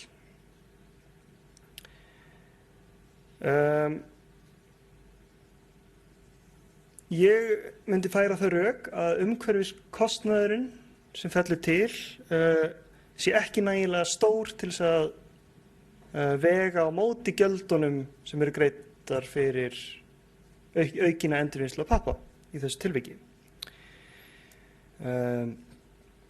Annað sem við höfum lært við það að gera þessa skýrslu er að ef við þurfum að mæta þeim kröfum sem að við hugsanlega gætum þurft að mæta þegar nýjar reglugerðir fara að taka gildi eftir einhvern tímann á næstu árum, þá gætum við ekki lengur komist upp með það að senda ferðirnar blandaðar með öðrum böggum og þurfum að nota einhverja aðra leið til þess að endurheimta eitthvað úr þeim.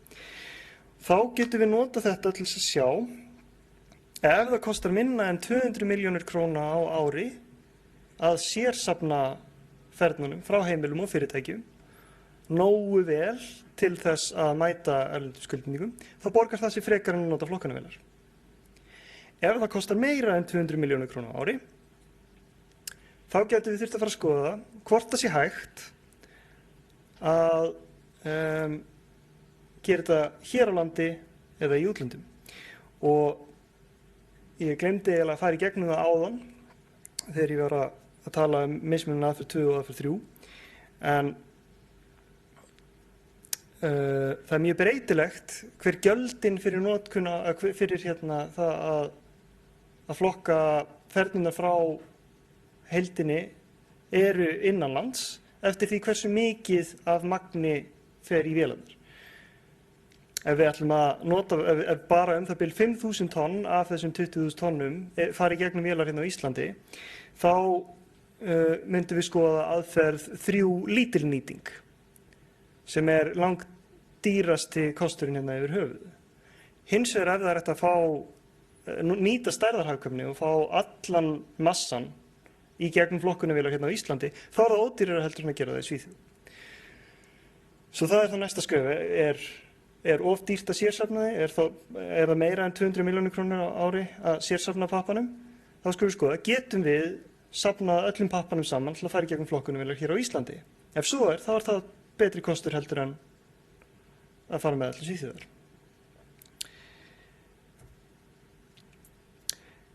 Ég þó búinn að flokka helstu niðurstöðurnar hérna í 3 punkta. Notkun flokkunarvéla er dýr. Það þarf að setja allan pappan í gegn til þess að fá eitthvað endurvinnslu hlutfall á 3% af heildinni. Umhverfiskostnaður er mjög lítill í samanburði við kostnaðinn í heild sinni. Flokkun ferna hefur jákvæð áhrif. Það er meiri losun af orkuendurnýtingunni heldur en það er af því að keyra á milli staða, nema í aðferð 2, en það gæti verið hægt að finna aðra lausn á því. Hins vegar er þetta rosalega hlutfallslega lítill kostnaður. Svo það er takmarkað hversu mikla fórnir er æskilegt að færa til þess að forðast hann. Og svo hins vegar ef flokka skal fernur, þá ætti að safna sérstaklega, það er hægt að gera það fyrir minna en 200 milljónir. Og þetta aðskilur það á Íslandi ef við getum notað stærðarhagkvæmnina og fengið allt efnið í gegnum vélarnar hérna á Íslandi. Og þá er í rauninni spurning sem ég set þarna í lokin, af því að það er í rauninni enn sem komið er óþekkt, er ábatinn af endurvinnslu pappa nægur til þess að réttlæta kostnaðinn til þess að fara út í frekari endurvinnslu? Ég er ekki með svar við þeirri spurningu. Kannski er einhver hérna sem veit það betur en ég, eða kannski mun það koma í ljós á komandi tíma. En ég er það búinn hérna með þessa kynningu. Takk fyrir mig. Eru þið með einhverjar spurningar?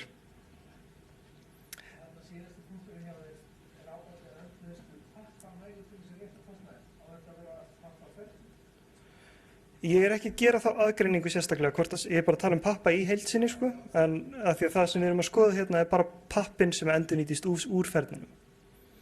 En sem komið þá er álið og plastið ekki endurunnið, það eru einhver tilraunaverkefni og einhverjar verksmiðjur sem að reyna að finna leiðir til þess. Ég veit ekki hversu vel það gengur, en sem komið þá er það allavega ekki eitthvað sem við erum að nýta, svo við erum bara að skoða pappan eins og hann endurvinnist frá ferninum.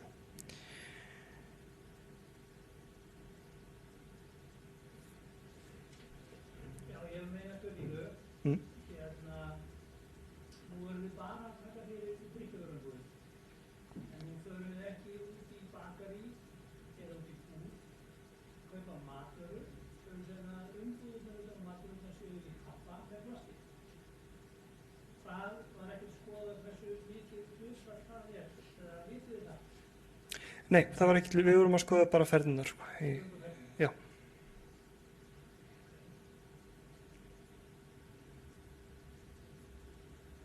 Trendin er svo að allir matur fer í umbúðir með plasti á. Já. Þannig að það hlýtur að vera orðið mjög stórt hlutfall af pappa sem er þannig. Og það er í rauninni nákvæmlega eins plasti eins og plasti sem er í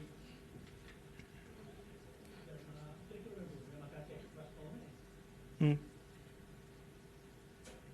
Já, þetta er þess verið að skoða, sko. Það er bara ekki það sem við gerum. Ef að allir pappirinn eru flokkaður, þá náttúrulega væri einmitt hægt að flokka þær umbúðir. Já.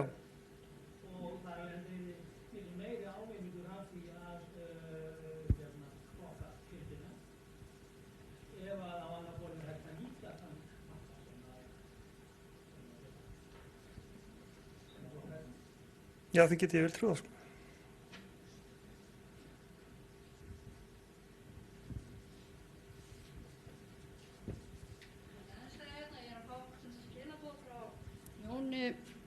Ég er að fá skilaboð frá Jóni hjá Terra og hann óskar eftir að koma því á framfæri. Takk fyrir mjög góða vinnu. Ég vænti þessara niðurstöðu og legg áherslu á að þetta er allt og lítið magn til að sérsafna.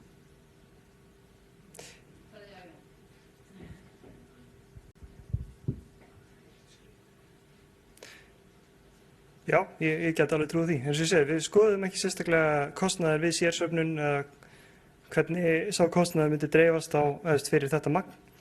Ég get alveg trúið því að það sé rétt, sko. En ég veit það ekki eins og sko. Fleiri spurningar? lengi spurninga á streyminu og við bara vildum fá endurtaka spurningarnar svo þeir myndu heyra svörin. Já. Annars bara kæra þakkir. Gaman að sjá líka þessar sviðsmyndir einmitt varðandi mismunandi endurvinnslu aðferðir og líka náttúrulega varðandi sviðsmyndirnar. Þetta snýst líka kostnað. Það er svo gott með þetta alltaf og ég elska líka varnaglana á gulu póstmiðunum hjá hann. Það var mjög gott. Það er alltaf gott að hafa slíkt því að það er ekkert fullkomið heldur. Nei, maður þarf alltaf að gefa sér forsendur og þetta passa bara inn í þær forsendur. Takk fyrir mig. Bara kæra þakkir.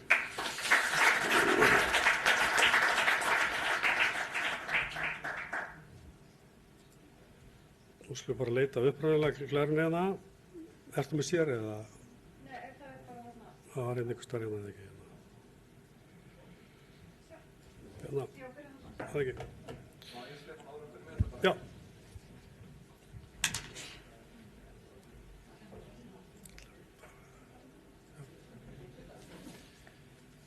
Ég var svo sem ekki með spurningu, bara vildi koma upp í kjölfar þessa og þakka þér Kári fyrir vinnu ykkar í Hagfræðistofnun og góða kynningu. Og eins og ég sagði hér í upphafi, þetta eru mjög áhugaverðar niðurstöður sem við erum að skoða hér í dag, bæði úr kynningunni frá Benedikt og sömuleiðis frá Hagfræðistofnun og verður líklega grundvöllur á mjög líflegri umræðu. Nú sér í lagi vegna þess að mér skilst að við væntum þess að það komi sérstakt markmið fyrir fernur eða drykkjarvöru umbúðir mjög bráðlega og mér finnst bara svo gaman að setja þetta á mannamál sko, það kemur held ég fram í skýrslunni að hver ferna er 30 grömm og það sem við erum að tala með þennan kostnað sem er skoðað við aðferð 2 og 3 er þá að mjólkurlíturinn vegna úrvinnslugjalds myndi hækka 16 til 29 krónur miðað við þennan kostnað ef við ætlum að fara að taka upp í raunkostnað. Þannig að þetta er klárlega eitthvað sem við þurfum að skoða rosalega vel, gera það hratt og eiga þetta umræðu hvernig við ætlum að leysa þetta. En ég vildi bara benda á þetta og vonast til þess að samtalið verði gott í kjölfarið. Takk. Kæra þakkir fyrir þetta, Kristófer.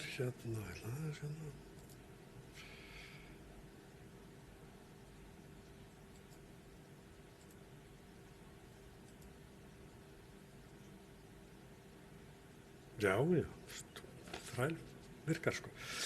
Þá er komið að skemmtilegasta þættinum. Það er að fjalla um tölur og árangur og slíkt. Þannig að þá er bara komið svolítið að Söndur Brá sem er framkvæmdastjóri Úlfsjóðs að fara svolítið yfir síðasta ár. Gjörðu svo vel.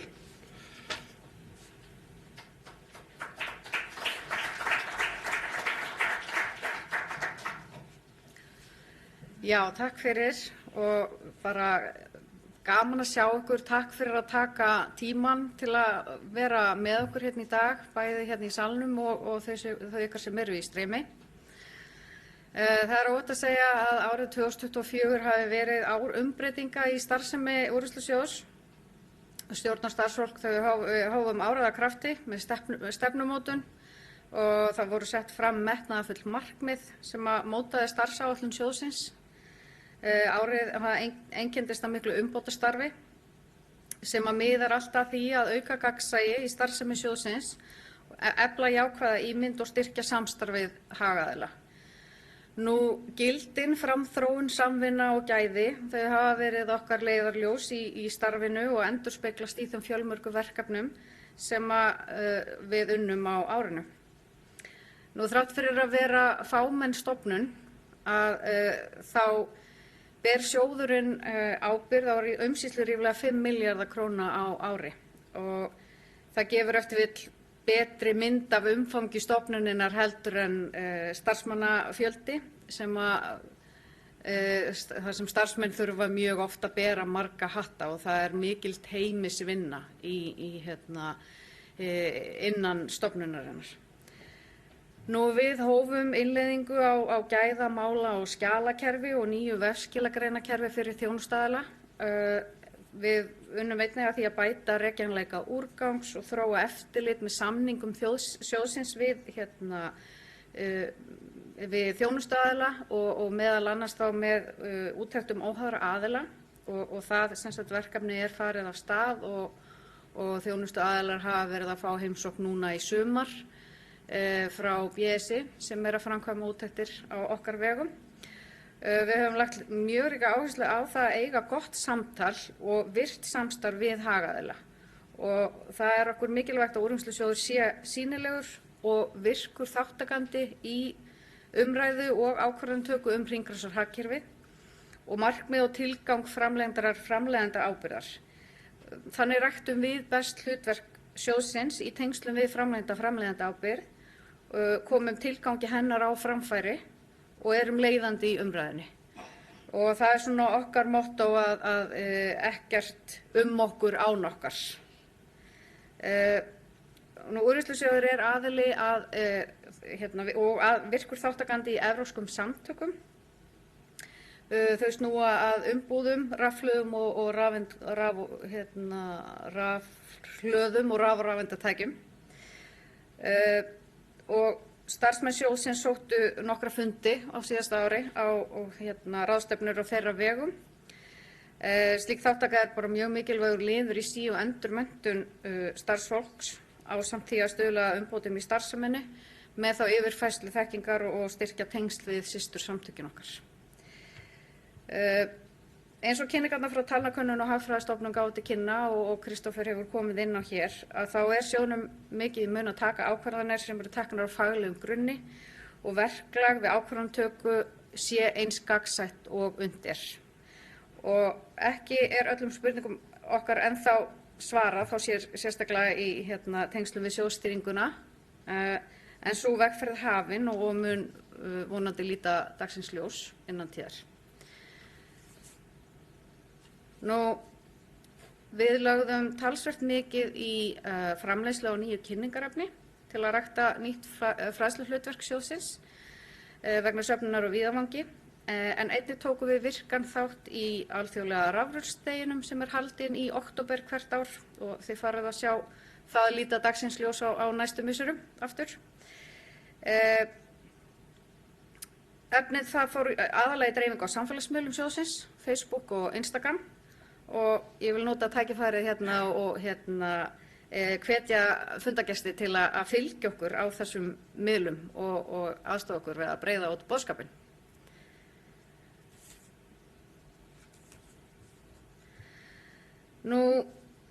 Ráðstöfunartölurnar sem hér eru sýndar, þær sýna sem sagt fyrsta viðkomustað efnisins.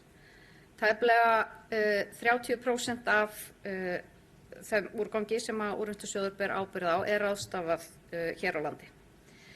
Allir málmar fara svo frá þessum fyrsta viðkomustað til erlendra aðila og það er 4% cirka. En heyrúlluplast og viðarumbúðir eru endurunnar hér á landi, auk þess sem að spilliefnum sem falla til er fargað á Íslandi. Áramótin var Úrvinnslusjóður með 12 virka samninga við þjónustuaðila sem höfðu úr að spila 33 ráðstöfunaraðilar til að senda til.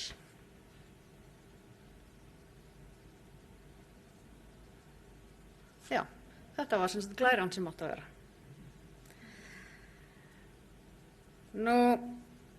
Úrvinnslusjóður ber að ná tölulegum markmiðum sem að sett hafa verið í tilgreindum vöruflokkum samkvæmt lögum og markmiðin snúa ýmist söfnun, undirbúning fyrir endurnotkun, endurvinnslu eða endurnýtingu og er mismunandi eftir vöruflokkum og ekki allir vöruflokkar eru með slík markmið. Árangurinn er reiknaður sem hlutfall af því magni sem er sett á markað á hverju ári og það gengur misvel að ná þessum markmiðum. Og þá sér í lagi við þegar að kemur á plastumbúðum og rafhlöðum og rafeindatækjum. En erfiðara kemur til með að verða fyrir sjóðinn að standast framtíðarmarkmið fyrir plastumbúðir. Þið sjáið hér að við erum hérna í 30%, markmiðið 24 var 22,5%. Þannig að við náðum markmiðinu í fyrra. Fyrir árið 2025 verður markmiðið 50% og ég held að segja, ég get alveg fullyrt það að við munum ekki ná því og langt í land að svo megi verða. Og við finnum fyrir óróa hjá okkar systur samtökum sem að deila þessum áskorunum. Það sem að, sko, fyrir það fyrsta er markaður fyrir endurvinnu plast í Evrópu. Hann hefur bara goldið verulega fyrir það að það er ódýrt virgin plast sem að, er að koma frá Asíu, sem að framleiðendur kaupa þá frekar. Rekstrar umhverfi endurvinnslufyrirtækja í þessum geira hefur því verið að þrengjast verulega og ekkert útséð með það hvernig Evrópusambandið mun koma til með að bregðast við því. Efnaendurvinnsla er í mikilli þróun og í hraðri þróun og breytingar á reglugerðum varðandi að það er bannað að flytja út úrgang til annarra ríkja sem sagt ekki eru innan OECD sem að mun taka gildi á næsta ári. Þetta mun allt hafa áhrif en það á auðvitað eftir að koma í ljós hvernig það kemur til með að þróast og hverju það skilar.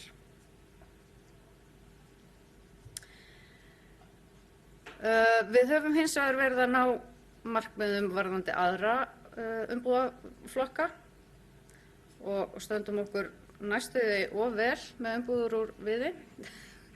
Þetta svona vekur upp spurningar hvaðan öll þessi vörubretti koma og hvort á okkur vanti þá kannski eitthvað mögulega inn í innflutningstölur á viðarumbúðum af því að við erum ekki að framleiða mikið af viðarbrettum á Íslandi. Þannig að þetta er í skoðun hjá sjóðunum.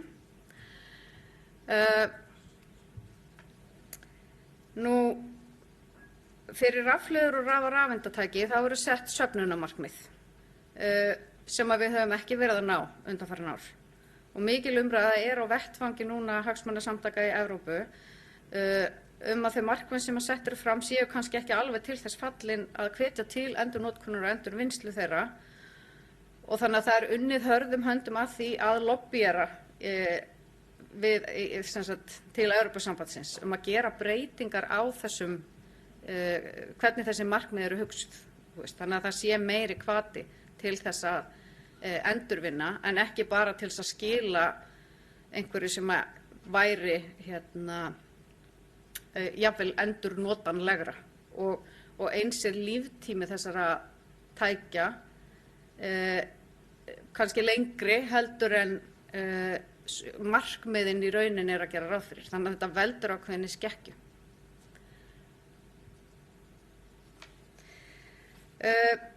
Það náðist mjög góður árangur á síðasta ári og eins og undanfarin ár að endurvinna veiðarfæri sem innihalda plast en endurvinnsla þeirra veiðarfæra sem voru send til endurvinnslu á vegum SFS á síðasta ári var 95,14%.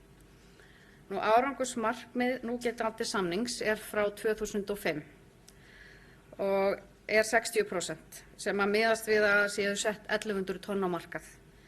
En magnið af plasti sem var sendt til endurvinnslu á síðasta ári var 2000 tonn og árangurshlutfallið því 147%. En það er auðvitað löngu tímabært að endurnýja þennan samning og það er verið að vinna á því að reyna að koma nýjum samningi á. Á árunum 2019-2025 er markmiðið að hver einstaklingur noti ekki meira en 90 einnota burðarpoka úr plasti á ári og frá 1. janúar 2021 hefur verið bannað að afhenda þessa poka í verslunum. Og árið 2024 notaði hver einstaklingur 35 poka og markmiðinu því náð með glæsibrag og meiri sé að náum við markmiðinu sem var sett fyrir árið 2025 sem var 40 pokar. Við greiddum 97,2 milljónir króna til sveitarfélaga fyrir árin 23 og 24 vegna söfnunar á Víðavangi og eru með það kerfi í endurskoðun núna, sem sagt þetta er greitt per íbúa og það eru margar breytur sem að kannski eiga við í sveitarfélögum sem eru mismunandi, þannig að við erum að skoða það hvort það sé ástæða til að breyta hvernig það kerfi er hugsað í samvinnu við sveitarfélög, Samband íslenskra sveitarfélaga. Á árinu þá hófum við innleiðingu á rafrænum skilum ökutækja í gegnum sveitarfélögin og verkefnið er bara, það er mjög umfangsmikið og krefst samstarfs við ólíka aðila. En samkvæmt fyrirliggjandi gögnum þá má ætla að 74% af heildarþunga ökutækja sem hafa verið skráð hafi farið til endurvinnslu. Ísland er á réttri leið hvað varðar nýtingu málma úr ökutækjum og það er ljóst að það er ennþá svigrúm til úrbóta fyrir aðra efnisflokka eins og tróð og gler eða sem sagt bílrúðurnar og stuðara og svo framvegis. Og markmið sem sett hafa þar verið eru í kringum 95%. Þannig að við erum að vinna það í samstarfi við þá þjónustu aðila sem að taka við þessum ökutækjum hvernig við getum búið til feril til að reyna að ná þessum settum markmið.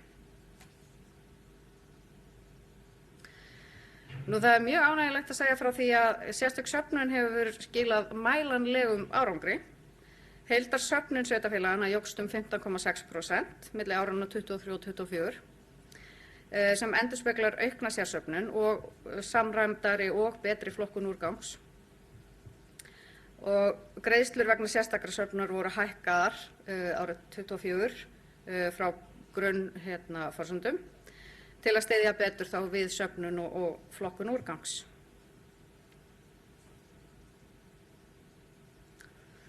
Það er mjög áhugavert að skoða skiptingu á útgreiðslum úr sjóðnum.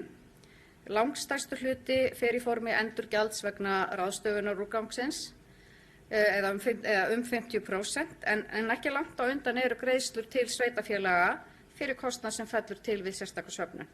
Flutningsjöfnunin er svo 10% og skilagjald ökutækja 5%.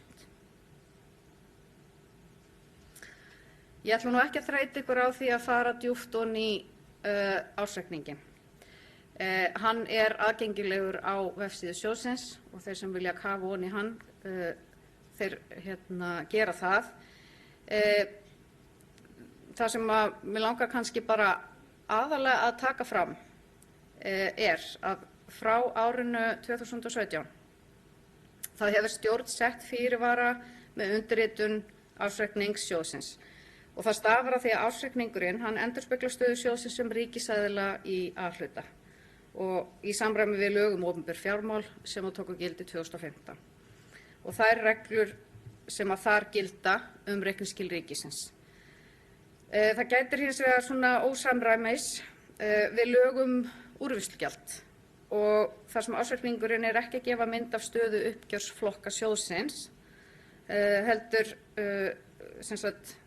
hefur sjóðurinn gefið út bara slíkt yfirlit sem er þá ekki uppáskrifað endurskoðað í ársskýrslunni. Þannig að þar er hægt að sjá þá stöðu innan tekjur og gjöld hvers sjóðs fyrir sig. En við vorum með fjárheimild upp á 5,3 milljarða á síðasta ári. Gjöldin voru 5 milljarðar og fjármagnstekjurnar voru 271 milljón og samtalstekjurnar voru, afkoman var 585 milljónir króna.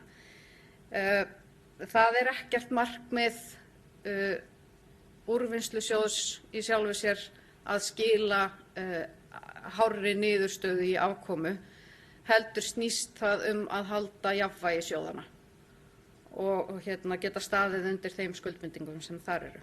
Og að því að Stefán sagði áðan, Sandra fer líklega yfir þetta varðandi skuldbindingarnir í ársreikningunum.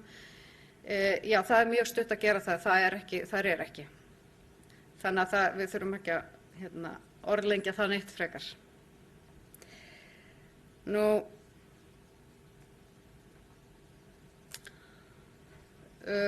Tekjurnar vegna úrvinnslugjalda voru að koma að langstærstum hluta af innfluttum vörum eða 83% og ökutæki 14% og innlend framleiðsla 3%. Og þarna sjáum við þetta stóra stökk sem kemur þarna frá 2022-2023 þegar hringrásarlögin eru innleidd og sérstök söfnun og úrvinnslugjald á ökutæki tóku gildi. Innleiðing og eftirfylgni þeirra umbóta sem að Úrvinnslusjóður hefur verið í undanfarið er mikil áskorun fyrir fámenna stofnun á svona stuttum tíma. En starfsmenn sjóðsins hafa að mínum mati lyft grettistaki og samhliða svona öðrum daglegum verkefnum sem að þó eru heilmörg og vil ég færa þeim innilega þakkir fyrir vel unnin störf við úrlausn mjög krefjandi verkefna. Við horfum bara mjög björtum augum til framtíðar og höfum núna okkar skýru sýn og sterk gildi og erum tilbúin í áframhaldandi vinnu við að byggja upp öflugt hringrásarhagkerfi á Íslandi. Takk fyrir mig.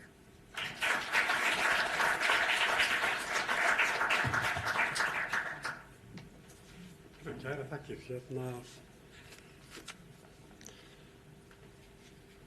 Alltaf að tjekka á. Það spurninga kannski, já, það er umræða núna, en við getum líka það spurt líka bara starfsemi sjóðsins og bara allt sem fellur undir ábyrgðarsvið hans er það bara til umræðu hérna, sem að væntanlega starfsmenn sjóðsins og stjórnir þú bara svara, þannig ég held við opnum bara fyrir þessu umræðu bara núna.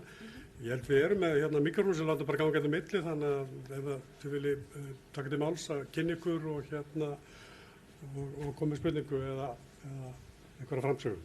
Gjörðu svo vel. Knútur. Tómas heiti ég frá Bláa hernum. Mig langar að þakka þeim sem hér hafa lagt orð í belg að kærlega fyrir. Það er svo sem ýmislegt sem brennur á vörum mínu núna, en mig langar til að spyrja ykkur tvö sem er þarna uppi. Hver er ykkar framtíðarsýn á þá lausn að Ísland geti virkilega farið að segjast vera framsækið í heimsmarkmiðunum og í hringrásarhagkerfinu?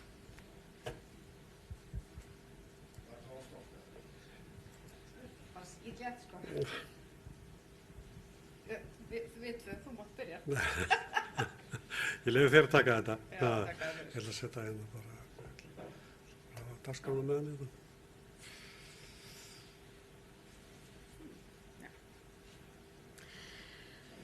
Já, takk fyrir þessa laufléttu spurningu, Tómi.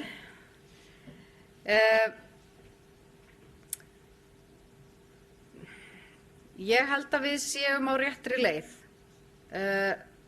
með þeim tækjum og tólum sem að við höfum og erum að reyna að beita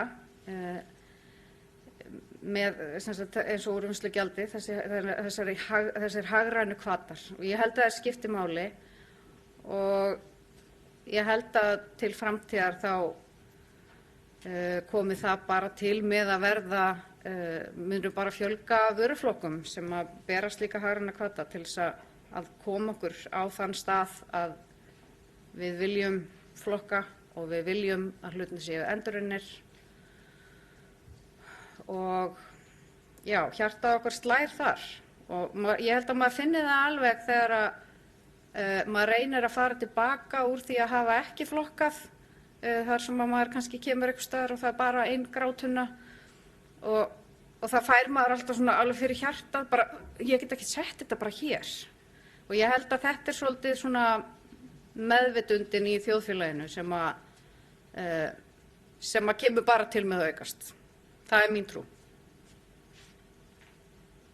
Það er kannski bara að bæta aðeins inni að því að umræðan líka bara snýst hringrásarhagkerfið að það er náttúrulega sko sýni þar er þetta hringlaga kerfi þar sem að við erum að stefna því að úrgangurinn það myndist ekki úrgangur og ráðherra er að vinna því núna við erum að fá tillögur frá umhverfis- og orkustofnun bara núna nýja úrgangsforvarnastefnu þar sem að er lögð náttúrulega áhersla á ýmsar aðgerðir og áherslur sem að miða því að við náum þessari sýn fram. Bara bæta því við.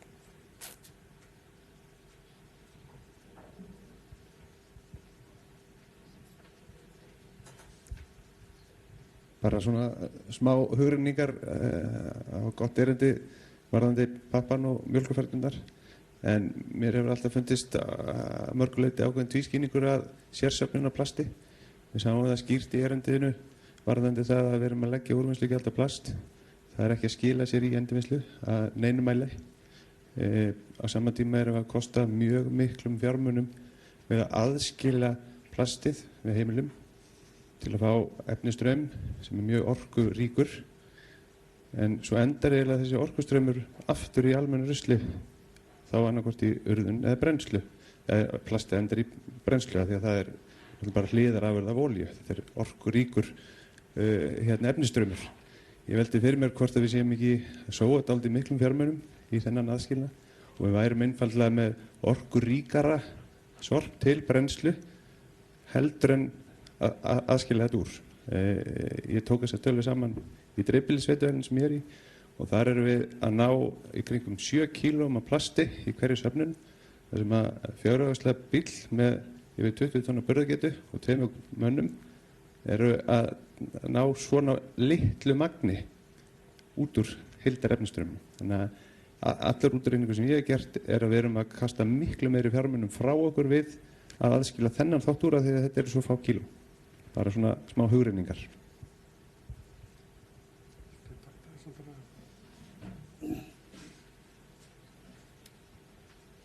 Já, þetta er bara góður punktur.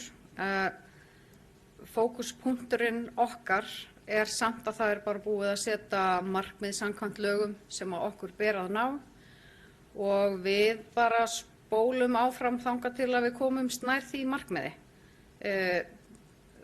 Það þarf að breyta lögum ef að það á að breytast.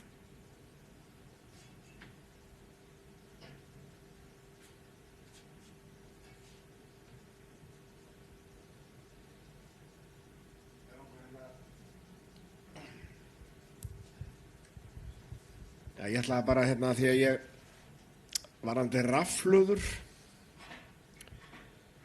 að skil á rafhlöðum til endurvinnslu eru ekki há hjá okkur á Íslandi. Það fer allt of mikið í almennt rusl bara og í tóma vitleysu vegna þess að svona söfnunarstaðir fyrir rafhlöðu, það er búið að fækka þeim. Ég tók eftir í daginn að Nettó eru hættir að taka við í verslunum sínum vegna þess að fólk kom með þetta í svo miklu mæli og hendur sér bara út í horn og það var engin sérstakur aðili sem að svona kannski var aðeins að veita þessu smá tender loving care að það væri verið að koma með þetta hráefni til þeirra. Þannig að þegar við hendum 270 til 290 tonnum af rafhlöðum í rusli á hverju ári þá eigum við bara að taka þetta samtal við alla sem að eiga hagsmuna að gæta. Hver sá sem hann er. Ég geti talað hér í allan dag það sem er rangt og það sem er ekki í góðu lagi hjá okkur í þjóðfélaginu. Því ég ger ekkert annað en að reyna að laga ákveðna hluti. Og Suðurnesjó, það er 4 stjörnu hótel en við hliðina eru 2 fiskvinnslufyrirtæki og blóðvatni er þarna flæðandi allan daginn og á sólringum degi í Sunny Caf þá er ekki verandi á svæðinu. En það er 4 stjörnu hótel þarna með hliðina. Þannig að heilbrigðiseftirlit og alls konar aðilar þurfa að fara að taka höndum saman að laga svona hringrásarferla í hinu almenna lífi Íslendinga. Bara svo að ímyndun okkar sé ekki þannig að fólk líði eins og það bara sé á öskuhaugunum, án gríns. Þannig að ég fagna því að við skulum hafa svona framtíðarsýn að reyna að auka þessar tölur, en við verum líka að hjálpa þá samfélaginu að hugsa rétt inn í framtíðina. Og það gerum til dæmis með því að veita einhvers konar umbun fyrir þá sem að gera góða hluti á réttum stöðum. Akkur gæti Nettó ekki til dæmis verið með, ef þú skilar rafhlöðum til okkar þá færi 5% afslátt í dag eða eitthvað skilur.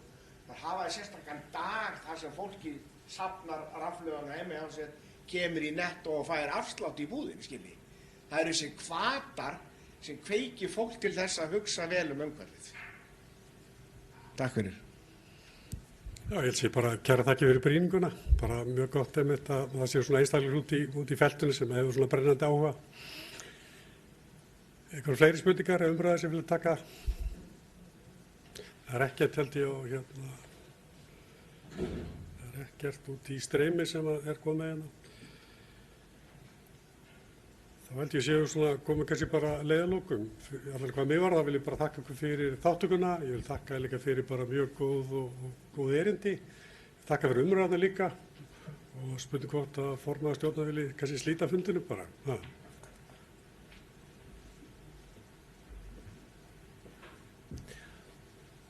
Takk fyrir góða fundarstjórn, Stefán.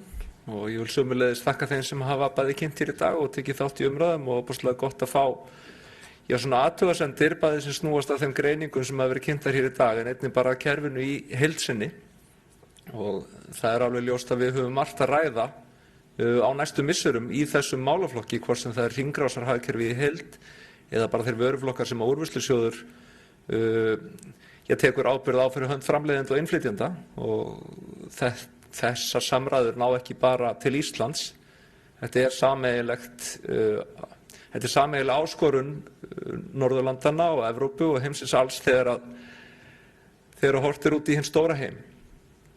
En ég vona að þið hafi notið erindana og veitingana eins og Stefán segir, svo fleiri mæti nú á næsta ári. Nei, það er nú næstu í fullu salur hjá okkur.